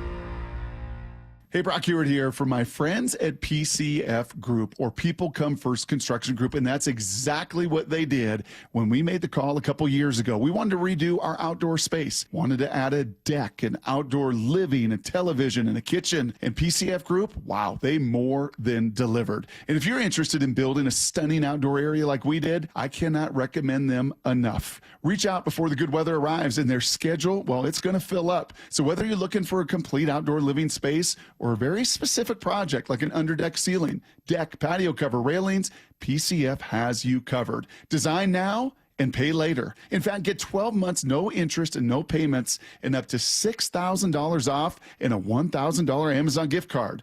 Request a complimentary design and estimate consultation at 425-629-8476 or project ideas. Explore photos at pcfgroup.com. That's 425-629-8476. Scanning the airwaves for the most interesting and entertaining stories of the day. Sweeping the dial. Every afternoon at 4:45 with Wyman and Bob. Presented by Silver Reef Casino Resort. I don't think we're talking enough about how crazy it is that Julio, Saturday night, gets his ankle, shin, or wherever it was. It looked like the shin to me. They kept calling it ankle and leg. Just got it destroyed by a 98-mile-an-hour ball off the bat from Randy Rosarena. In obvious pain, cannot really put weight on it, has to go off. It looks catastrophic. Dan Wilson, after the game, gave the best news possible, and we saw that yesterday. He was in the lineup. But after the game, Dan Wilson said, yeah, look, everything is good with Julio. X-ray's negative. It was just a contusion, kind of a day-to-day thing. We'll see how it goes. But, I think it's could have been a lot worse, I think. But I think we're, as good as it can be. If he would have gotten hurt and, been out for a significant amount of time, wouldn't you have been like, okay, come on with the injuries already? Like curse season, yeah. Yeah, exactly. And it's amazing because it looked to me like it hit off like his shin bone, which there's no meat there. I know. I was thinking like fractured leg. Yeah. Like shattered the shin there. Right. So, yeah, I mean, he was very lucky there. But the thing, I couldn't believe there's no way you could have told the next day the way Julio was running and everything. Yeah, he looked perfectly fine. So, yeah, that was a break. I guess we'll check that one off as a break because we always talk. We feel like you're snake bit and all these injuries and everything. We got lucky on that one. Well, and then do you remember Julio has stayed in despite some things where I thought, okay, this would cripple a normal person. He's tough. People love to just kind of rip on him, but he got hit in the hand, that kind of the bone around his hand. Remember, he stayed in a couple weeks ago, and then that shin. And yeah, the fact that he was fine yesterday. He was sprinting around from first to score on a Rosarena's double in the first inning after not being able to really put any weight on his shin. So incredibly fortunate that didn't progress. And that was by far the best news after a tough Saturday night, that everything was fine with Julio, and we saw that yesterday. Sweeping the dial. So Peter Schrager, formerly of NFL Network and now with ESPN, had an interesting choice for which quarterback he believes has the most pressure on them this season. I think there's more pressure for J.J. McCarthy, the second-year quarterback in Minnesota. More pressure on him for success right away than there is on Caleb Williams, the former first overall pick in Chicago. We're focusing so much on Caleb this offseason, and we're just assuming that everything is fine in Minnesota. And because O'Connell and Kwesi decided to put their faith in J.J. McCarthy, that we know that this team is going to be just as good as they were a year ago. Chicago has such an uphill climb. Yeah, that's C.J. McCarthy. I've done that like 4 times. J.J. McCarthy is very interesting from the standpoint of, like, if you look at his numbers from college, it doesn't really blow you away. And then what you hear from like executives and I remember having a conversation with John Schneider last year about him and, about could they possibly trade him or whatever. And he's like, there's no way they would trade him. And I was kind of like, really? That good? So apparently, but I don't know. I mean, he didn't play last year. I think for Caleb Williams, it's going to be, if he gets protected more and somehow doesn't improve his numbers, because he got the heck sacked out of him. I don't know. I would think there's more pressure on Caleb Williams because you're the number 1 pick. And then, I mean, if he doesn't deliver, if they give him the protection he needs, then it's going to be a whole nother story. Yeah, I can kind of see where Peter's coming from in the fact that short term, in the immediacy of next year, the Vikings are a playoff team. They have a lot of pieces there. They're ready to contend now, and they got rid of their quarterback. They said, Sam Darnold, we don't need you. We're banking everything on J.J. McCarthy. But you're right. I can't imagine that there's more pressure on anyone outside of a number 1 pick who teams sacrifice everything to get a franchise quarterback, and they risk it all. You lose entire jobs and fan bases, and you get stuck in a cycle of mediocrity if you miss on a number 1 overall pick at quarterback. So I still think there's more pressure on Caleb Williams. Maybe we can save this for What If Wednesday, but what if Sam Darnold wins those last 2 games, a playoff game? Then are they doing that? Are they going to J.J. McCarthy? I mean, changes the entire offseason for the Seahawks maybe, and the Vikings, and a lot of teams. It's a good one. All right. We'll do that Wednesday. Sweeping the dial. Well, as we continue around the NFL, we talked about Jaire Alexander, who was released by the Packers earlier today. Their GM, Brian Gutekunst, explained why they got rid of their all-pro cornerback. Well, obviously, he's been here a long time. He's been an elite player for a number of years. I think the past few years have been very frustrating for him, and not certainly for us, too, just because you want players like that on the field consistently. And you can't be because of injuries. That's a tough thing. I'm a player. I know he's doing everything he can to be out there. Yeah, I think the last few years haven't been where we wanted to be only because of injury. But obviously, very, very talented player. Yeah, I don't remember him being drafted in the first round in 2018 out of Louisville, but he's a good player. I just wonder, we talked about this. I think we talked to JP Morosi about how the Seahawks like doing deals with Tampa Bay just because they know them. The Seahawks or the Mariners? I'm sorry. You Mike got was me really very confused. confused. There. I was confused. I was like, wait, I know Morosi knows everything about everything, but I don't think he knows much about the Seahawks. We need a reliever. But no, I mean, if you look at that relationship and how much that means and just, the knowledge that you get and everything. And I always feel like anybody that's coming from Green Bay John has a little bit more insight on that just because that's where he started off. But I don't know. They don't seem to be very panicked about, hasn't really been any urgency about the corner position. And maybe we're just picking it apart. Maybe Reek Woolen will be just fine and they'll move Spoon out there every once in a while. I still would hate to see that. Maybe every once in a while. Because he's probably the best cover guy in the league. But, just because he's out there and, John might know a little bit more about him than other players, maybe that puts him here. But I do think, we talked about some of the positions that, they need to fill in. You got 3 guards to play, to get one, and then you got a couple of centers, whatever. But this is more just about getting backups and, just having depth there at corner. Yeah, I would like depth at that spot because it's so key. We've seen it. I mean, corner, receiver, that matchup, it kind of dictates everything in the NFL today. So we'll see what happens. That's a wish list. That's a pipe dream there. We'll keep on Jaire Alexander watch for the Seahawks. But if you missed any of our show or just want to go watch things again, check out our Wyman Bob channel on the Seattle Sports YouTube page and search for Seattle Sports on all social media platforms to find segments like our conversations we had today with Rowland-Smith and Curt Warner. Current Seahawks players will be out at minicamp tomorrow. We'll catch up with another one, Mariners players, and much more. It's all there, Wyman and Bob on the Seattle Sports YouTube page. But coming up, we're going to kind of dive a little bit deeper into this matchup against the Diamondbacks. It's a potent offense for Arizona, the start of a 3-game series against the Diamondbacks. We'll talk about what we want to see out of this Mariners team, and then we'll also learn some things today. There was a lot to learn today, so we will do all of that coming up next here on Wyman and Bob on Seattle Sports and the Seattle Sports app. It's the Seahawks' only mini camp of the offseason, and Seattle Sports is there. Always a fun conversation. Julian Love. You see Eagles flying around, you can't beat it. Live from the sidelines tomorrow with Bump and Stacy live from VMAC beginning at 10 a.m. Seahawks wide receiver Cooper Kupp. Does it feel weird to hear still? Yeah, I'm getting used to it. Followed by Wyman and Bob at 2, all the way up to Mariners pregame at 5:30. We are the home of the Seahawks. Seattle Sports on 710 and the Seattle Sports app.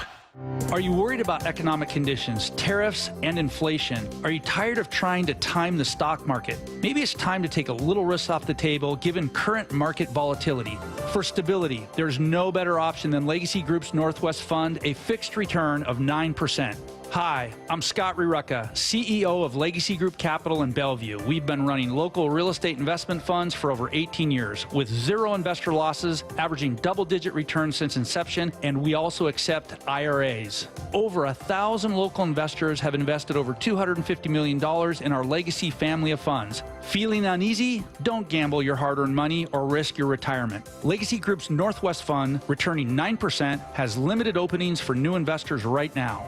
Call 425-635-4700 or visit LegacyG.com. That's LegacyG.com.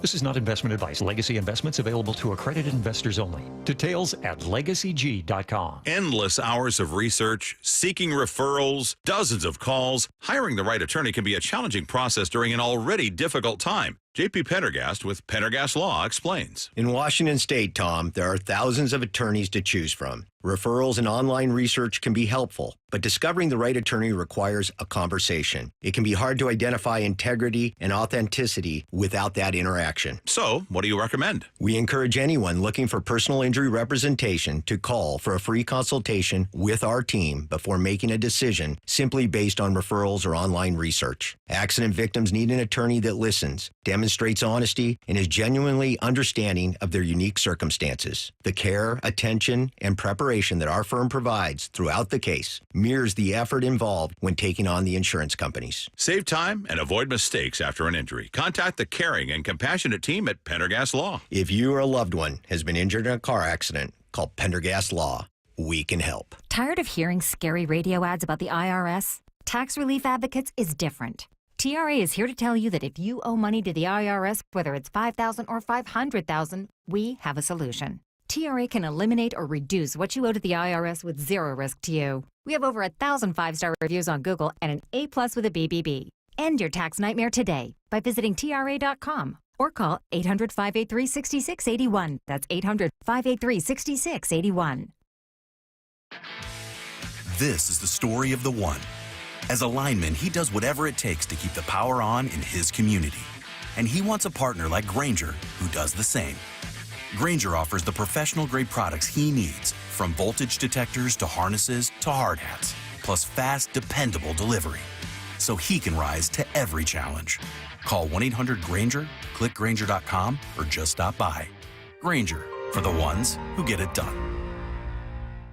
John here with Happy Hauler. Furniture and household items you plan to throw away? We work with organizations all over Western Washington to donate used items. Happy Hauler is Seattle's eco-friendly junk removal. HappyHauler.com, hauling with a heart. G. Scott here with former Seahawks Cliff Averill and Doug Baldwin. I heard you guys are having a celebrity pickleball tournament to raise money for Nourishing Champions. Why pickleball? Obviously, it's a growing sport, but also this model is that we will actually be playing with community. We are the most competitive people, so regardless of how sorry Doug might be, he will be out there competing like it's a Super Bowl. Sign up for the Celebrity Pickleball Tournament, open to all skill levels. For details, go to championsofchangefoundation.org/pickleball. We've all been there, sleepless nights, wondering if your business's security service is really protecting what matters. At Bay Alarm, we can put your security insecurities to bed. Our advanced technology and personalized support ensure you can rest easy knowing we're here for you. BayAlarm.com. Go from daydreamer to industry leader with Amazon Business. From office supplies to IT essentials, Amazon Business provides tools that help you save costs and make insight-based decisions. Learn how to bring your visions to life at AmazonBusiness.com. Ooh, ma. What was that? That is business phone bliss with the Ooma Cloud Phone System. It handles all our voice, video, and messaging needs. You sound very calm. I am. Ooma has everything I need to run my business more efficiently, like virtual receptionist, call routing, and video conferencing. And it starts at just $19.95 per month per user, plus taxes and fees. Ooma. Nice. Find your business comm at ooma.com/radio. Right now, get a $15 gift card after rebate with the purchase of select AC Pro refrigerant products at O'Reilly Auto Parts. O'Reilly Auto Parts. Let's go! This is Seattle Sports. Streaming through the Seattle Sports app. KIRO AM Seattle. KIRO FM HD2 Tacoma. Home of the Seahawks, Mariners, and everything Seattle sports. Seattle Sports Snapshot. Game 1 of the Mariners series against the Diamondbacks begins at 6:40 tonight. Pre-game coverage coming up shortly. It starts at 5:30 right here on Seattle Sports. Mariners made a move earlier today, recalling Dominic Canzone, and they DFA'd Leody Taveras in the corresponding move. The Red Sox are calling up outfielder Roman Anthony. The Mariners are going to see the top prospect in baseball next week when the Red Sox come to Seattle. So yes, this is a big boost for the Red Sox, and they'll be in town next week in Seattle. And former Browns running back Nick Chubb has signed a one-year, $2.5 million deal with the Texans. Snapshot, brought to you by Miller Lite. When it's game time, it's Miller time. From the Quantum Fiber Studio, this is Wyman and Bob. On Seattle Sports. Streaming live on the Seattle Sports app and at seattlesports.com. Now, here are your hosts, Dave Wyman and Bob Stelton. Mike Lefko and Dave Wyman with you here. Nice Monday outside.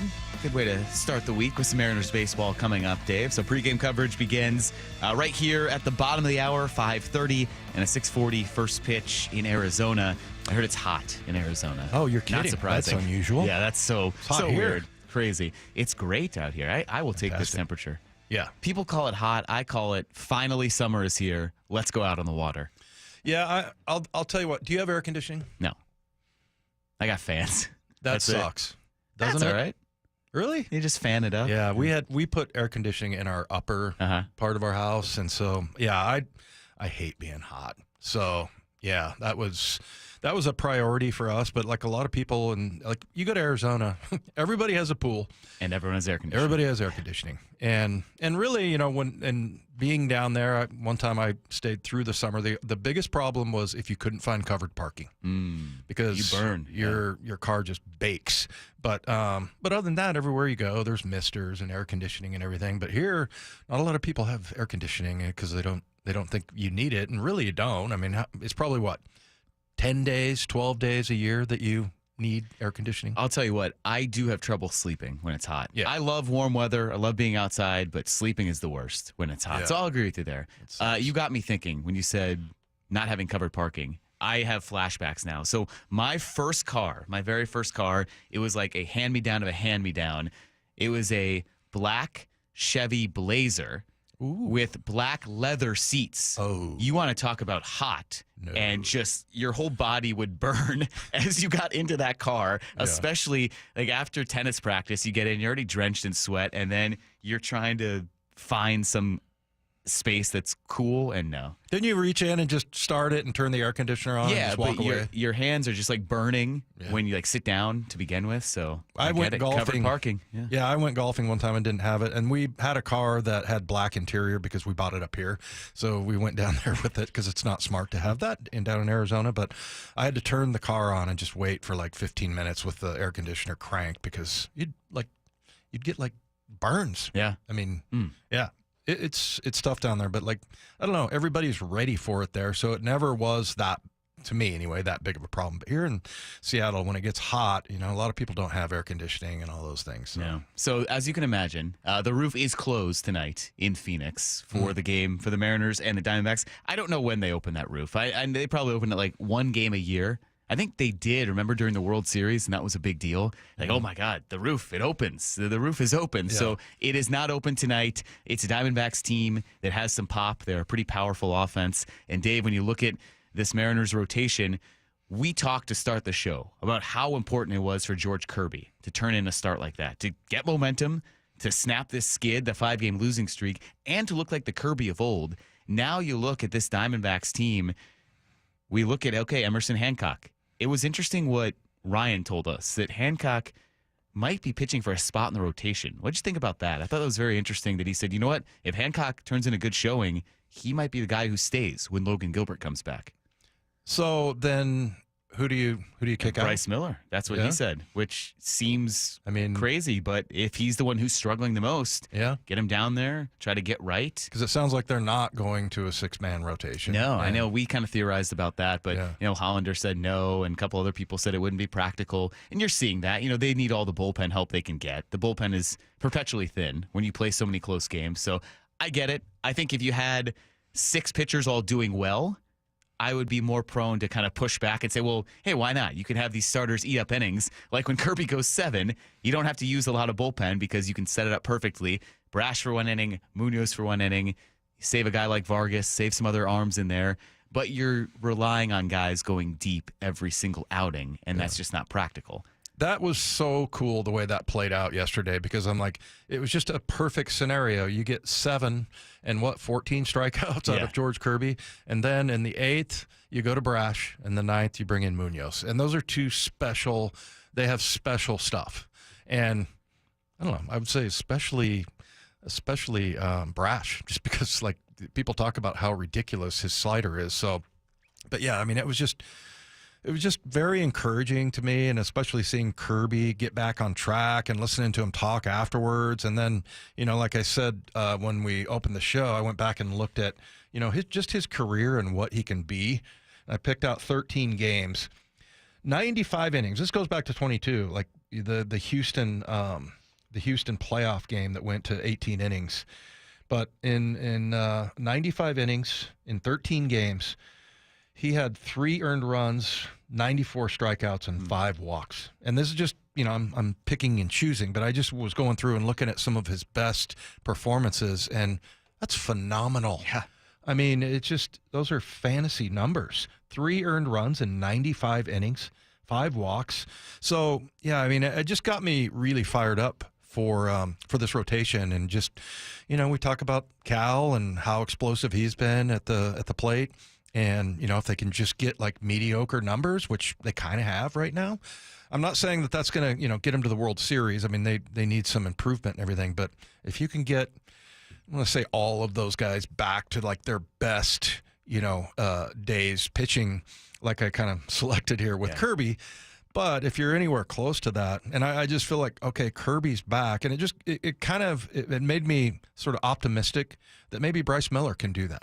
But to answer your question, I mean, if Hancock all of a sudden like starts pitching like a starter, and now like you're having to think about, okay, who do we send down? Everything. I mean, what a great problem to have. It would be, yeah, fascinating dynamic there. And you're right. I don't think it's a problem the Mariners anticipated having of Emerson Hancock is pitching better than a current guy that you could set down or send down. But you're right. It's something they might have to consider, especially where you are in the standings right now. 2.5 games back of the Astros. Houston has unfortunately played really good baseball, and they've been banged up in the process. So you have to anticipate that they're going to get better. Yordan Alvarez has not played, and they're still at this mark. They're missing 3 of their 5 starters. So you have to think the Astros are going to get better when they get healthier. The Mariners are certainly not healthy, so maybe you bank on some of that as well. But it starts with Emerson Hancock tonight, and I do wonder what we see because he went into some tough pitching environments. I was really impressed with Hancock in Boston, and that was a couple months ago, but all the way back to April 23rd, where you go into a terrible park for a pitcher, a park where the Mariners have really struggled against the Red Sox, and their offense is perfectly built for that. But Hancock goes out, goes 6 innings, allows just 2 runs, strikes out 7, and the Mariners win. And that kind of jump-started that 9-series win streak where it was like, all right, well, they have trouble on the road. They won the Blue Jays series. What's going to happen in Boston? Oh, they win that series. Okay. So that kind of kick-started everything. So tonight, in another similar situation where you're coming off 2 straight series losses, as good as the Kirby start was, they did lose against the Angels. They lost that series. And here are the Diamondbacks, top 5 offense in any category you want to look at. 3rd best slugging team, top 5 in on-base percentage, top 5 in home runs. So all these categories where for a Mariners offense that lacks firepower, that's the concern. Can they keep up with this Arizona team? And it goes back to what they've relied on all year, getting good starting pitching and getting enough offense. So fascinating to see what we get out of Emerson Hancock tonight. Well, and he's going up against, as you mentioned, they've hit 91 home runs this year. My God. And I know it's, it's half the games are warm weather, whatever, but you got Corbin Carroll and with 18, and then 2 ex-Mariners, Eugenio Suarez with 18, and then Ketel Marte with 12. But, yeah, and then they've got, like, Perdomo has got 7. I mean, this is a Josh Naylor. I forgot that they got him. Yep.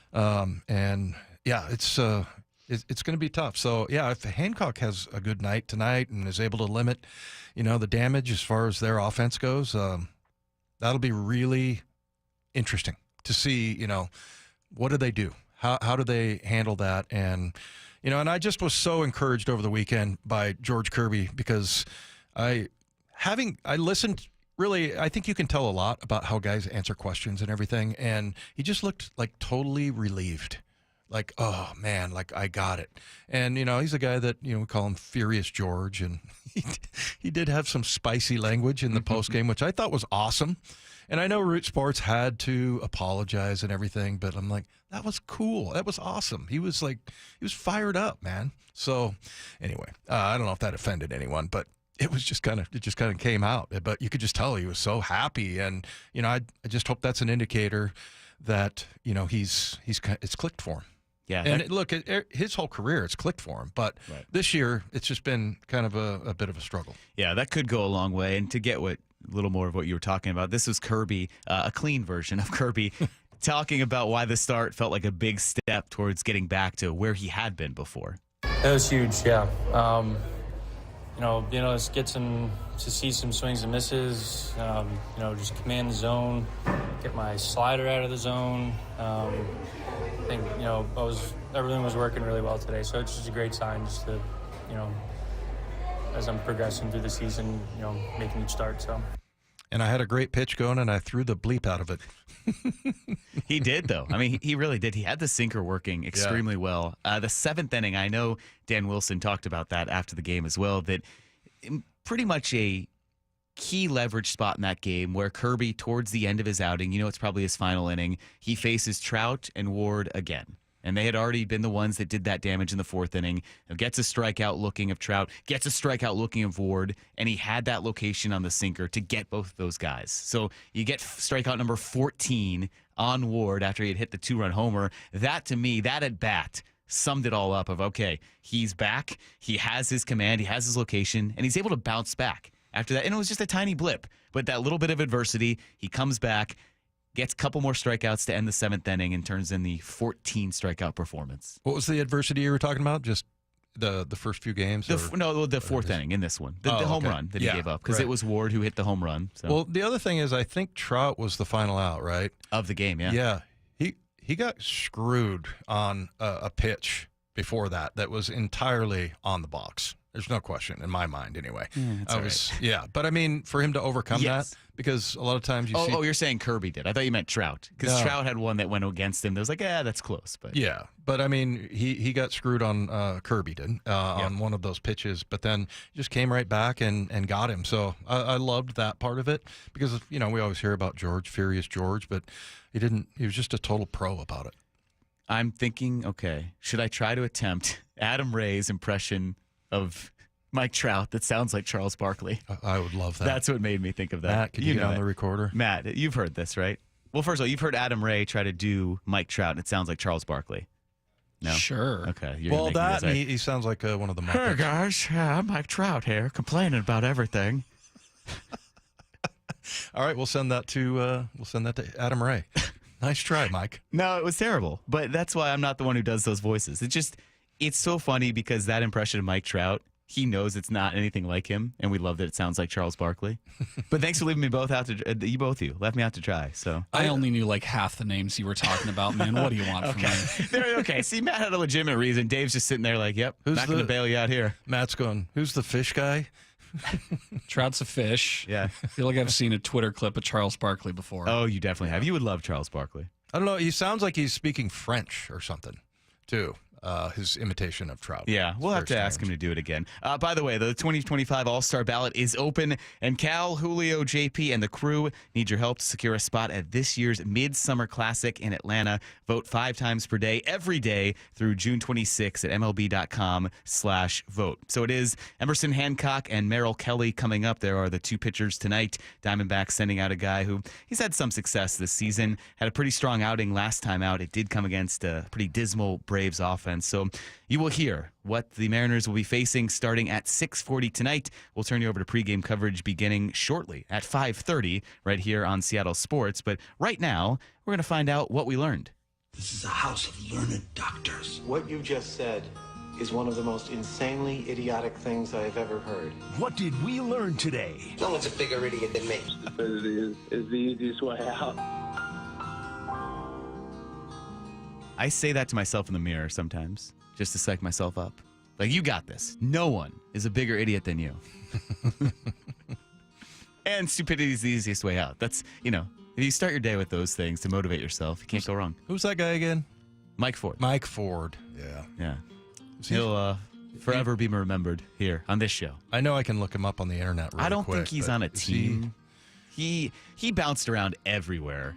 After the Mariners let him go, what was that, like last year, a couple years ago? Just was always kind of there. I don't think he is on a current team. He's a free agent, so There you go. He's a first baseman, right? Long live Mike Ford on this show in this Open right here. Yeah. So, yeah. All right. Well, outside of all that, what else did we learn today? We learned that Ryan Rowland-Smith has a brand new revenue stream.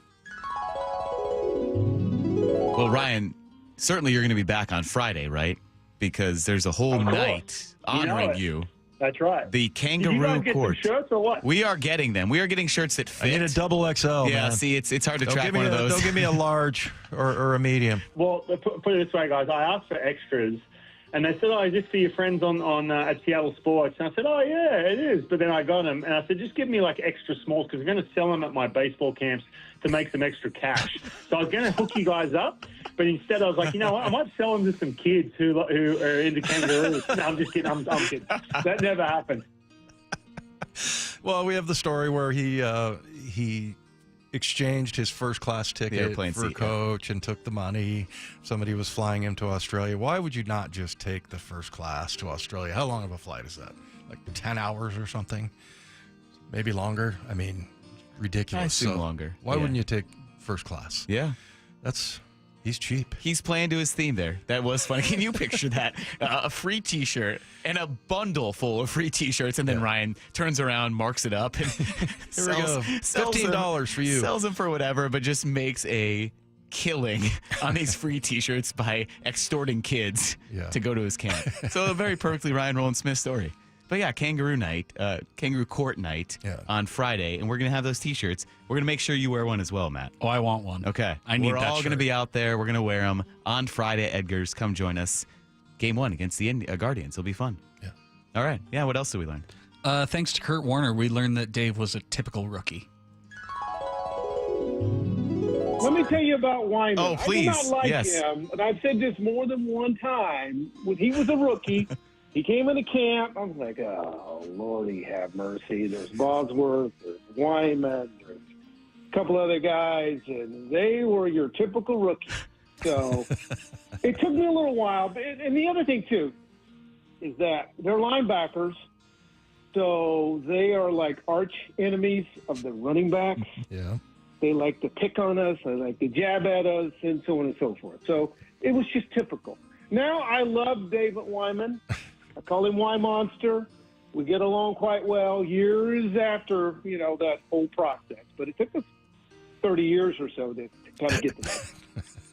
Takes 30 years for a first impression. C-Dub, one of the nicest guys. He really is. And he was a really good running back. And, I think he had a good career.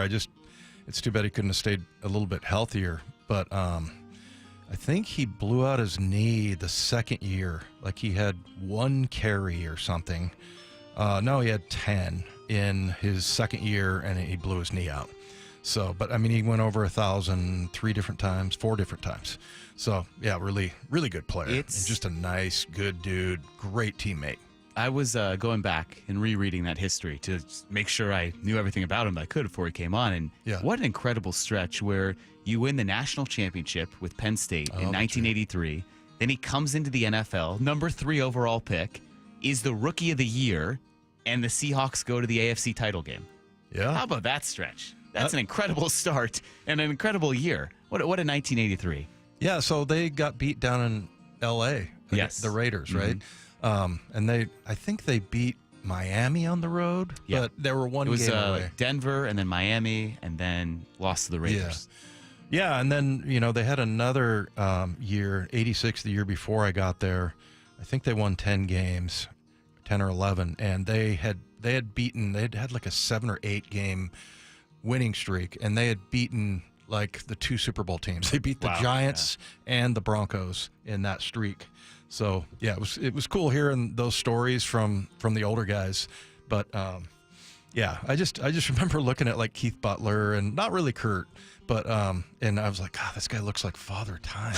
And then at the end of my career, I'm looking in the mirror going, those people are saying the same thing, I did. Like, yeah. So, but yeah, he was a really good player. I think, the health, if he could have been, played more games, but that's running back. I mean, running backs just get pummeled. Yeah. All right. What else did we learn, Matt? We learned that Dave has been annoying Paul Moyer for a very, very long time. We were out there, and I guess Curt Curt didn't go out. And so, Moyer took exception with that. He was like, "Hey, you're a leader, man. You need to be out there, running these things." And all of a sudden, I was sitting on the training table next to C-Dub, and C-Dub decides to include me in the thing, and he's like, "Why, Monster? What's he talking about over there?" And I'm like, "Yeah, I don't know, C-Dub. I don't see a coach over there. It looks like a player to me, but, whatever."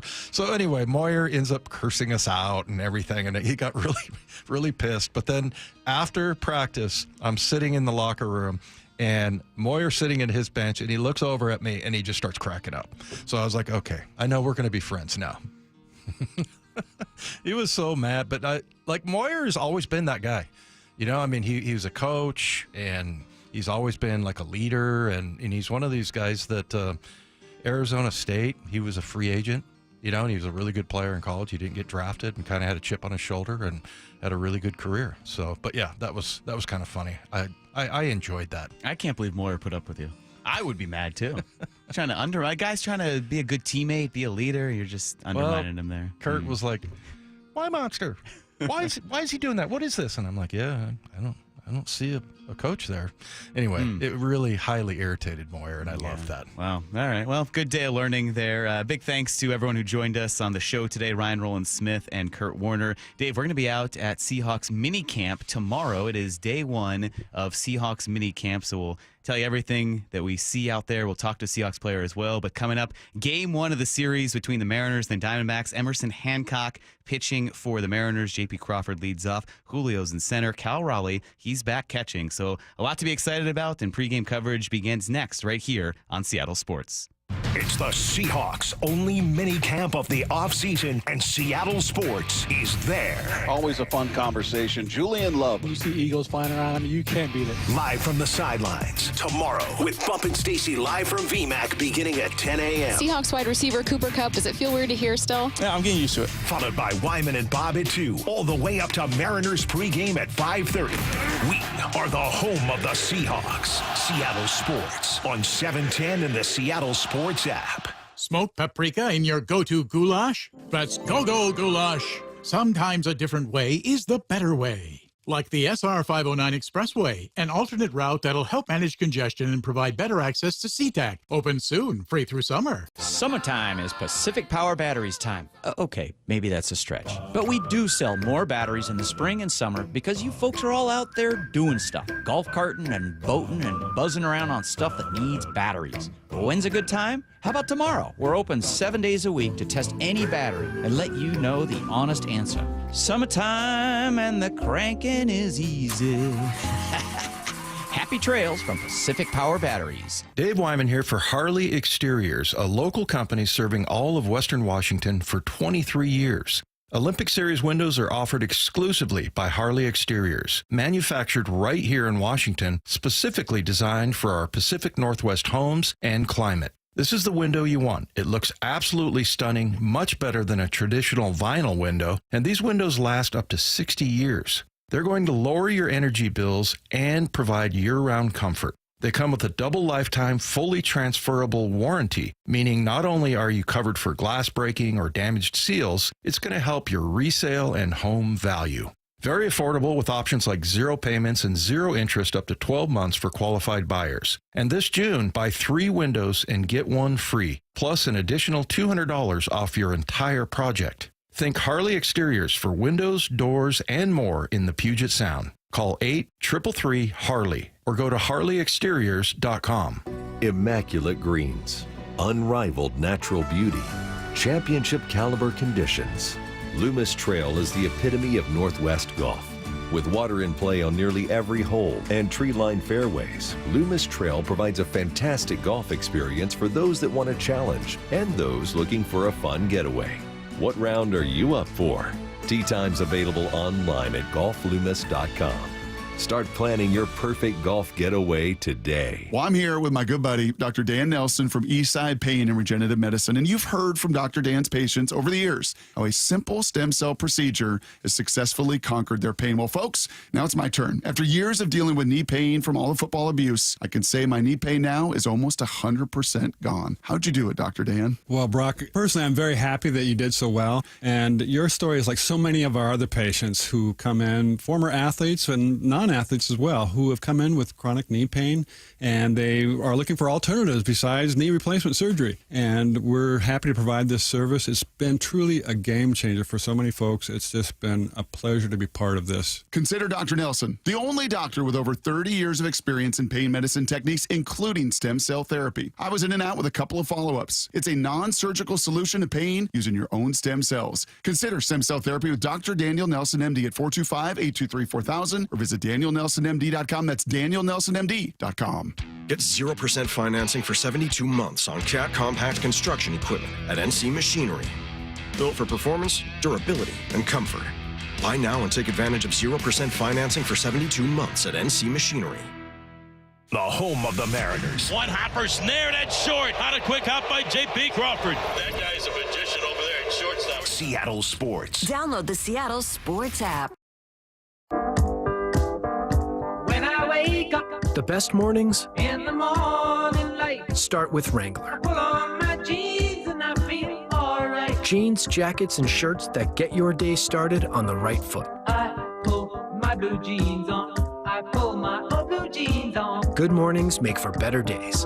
I pull my blue jeans on.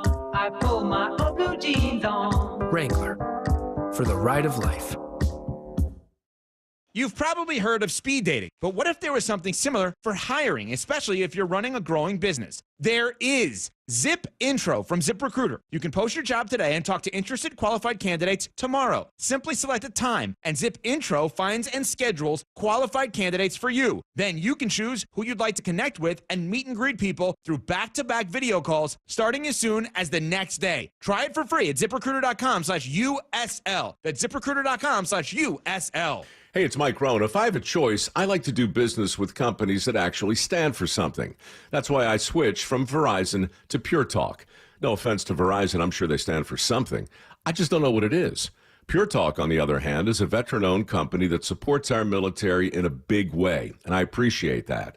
Yeah, I also appreciate unlimited talk and text and plenty of data for half the cost of the big guys, and I do like being on America's most dependable 5G network for just $20 a month, but what I really appreciate is no contract, no cancellation fees, and Pure Talk's commitment to handle all their customer service in this country. I saw it for myself.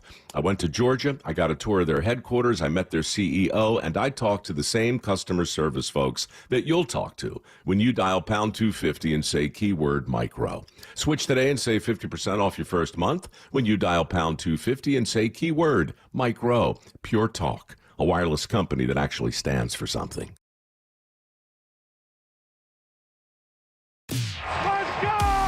This is Seattle Sports. Streaming through the Seattle Sports app. KIRO AM Seattle.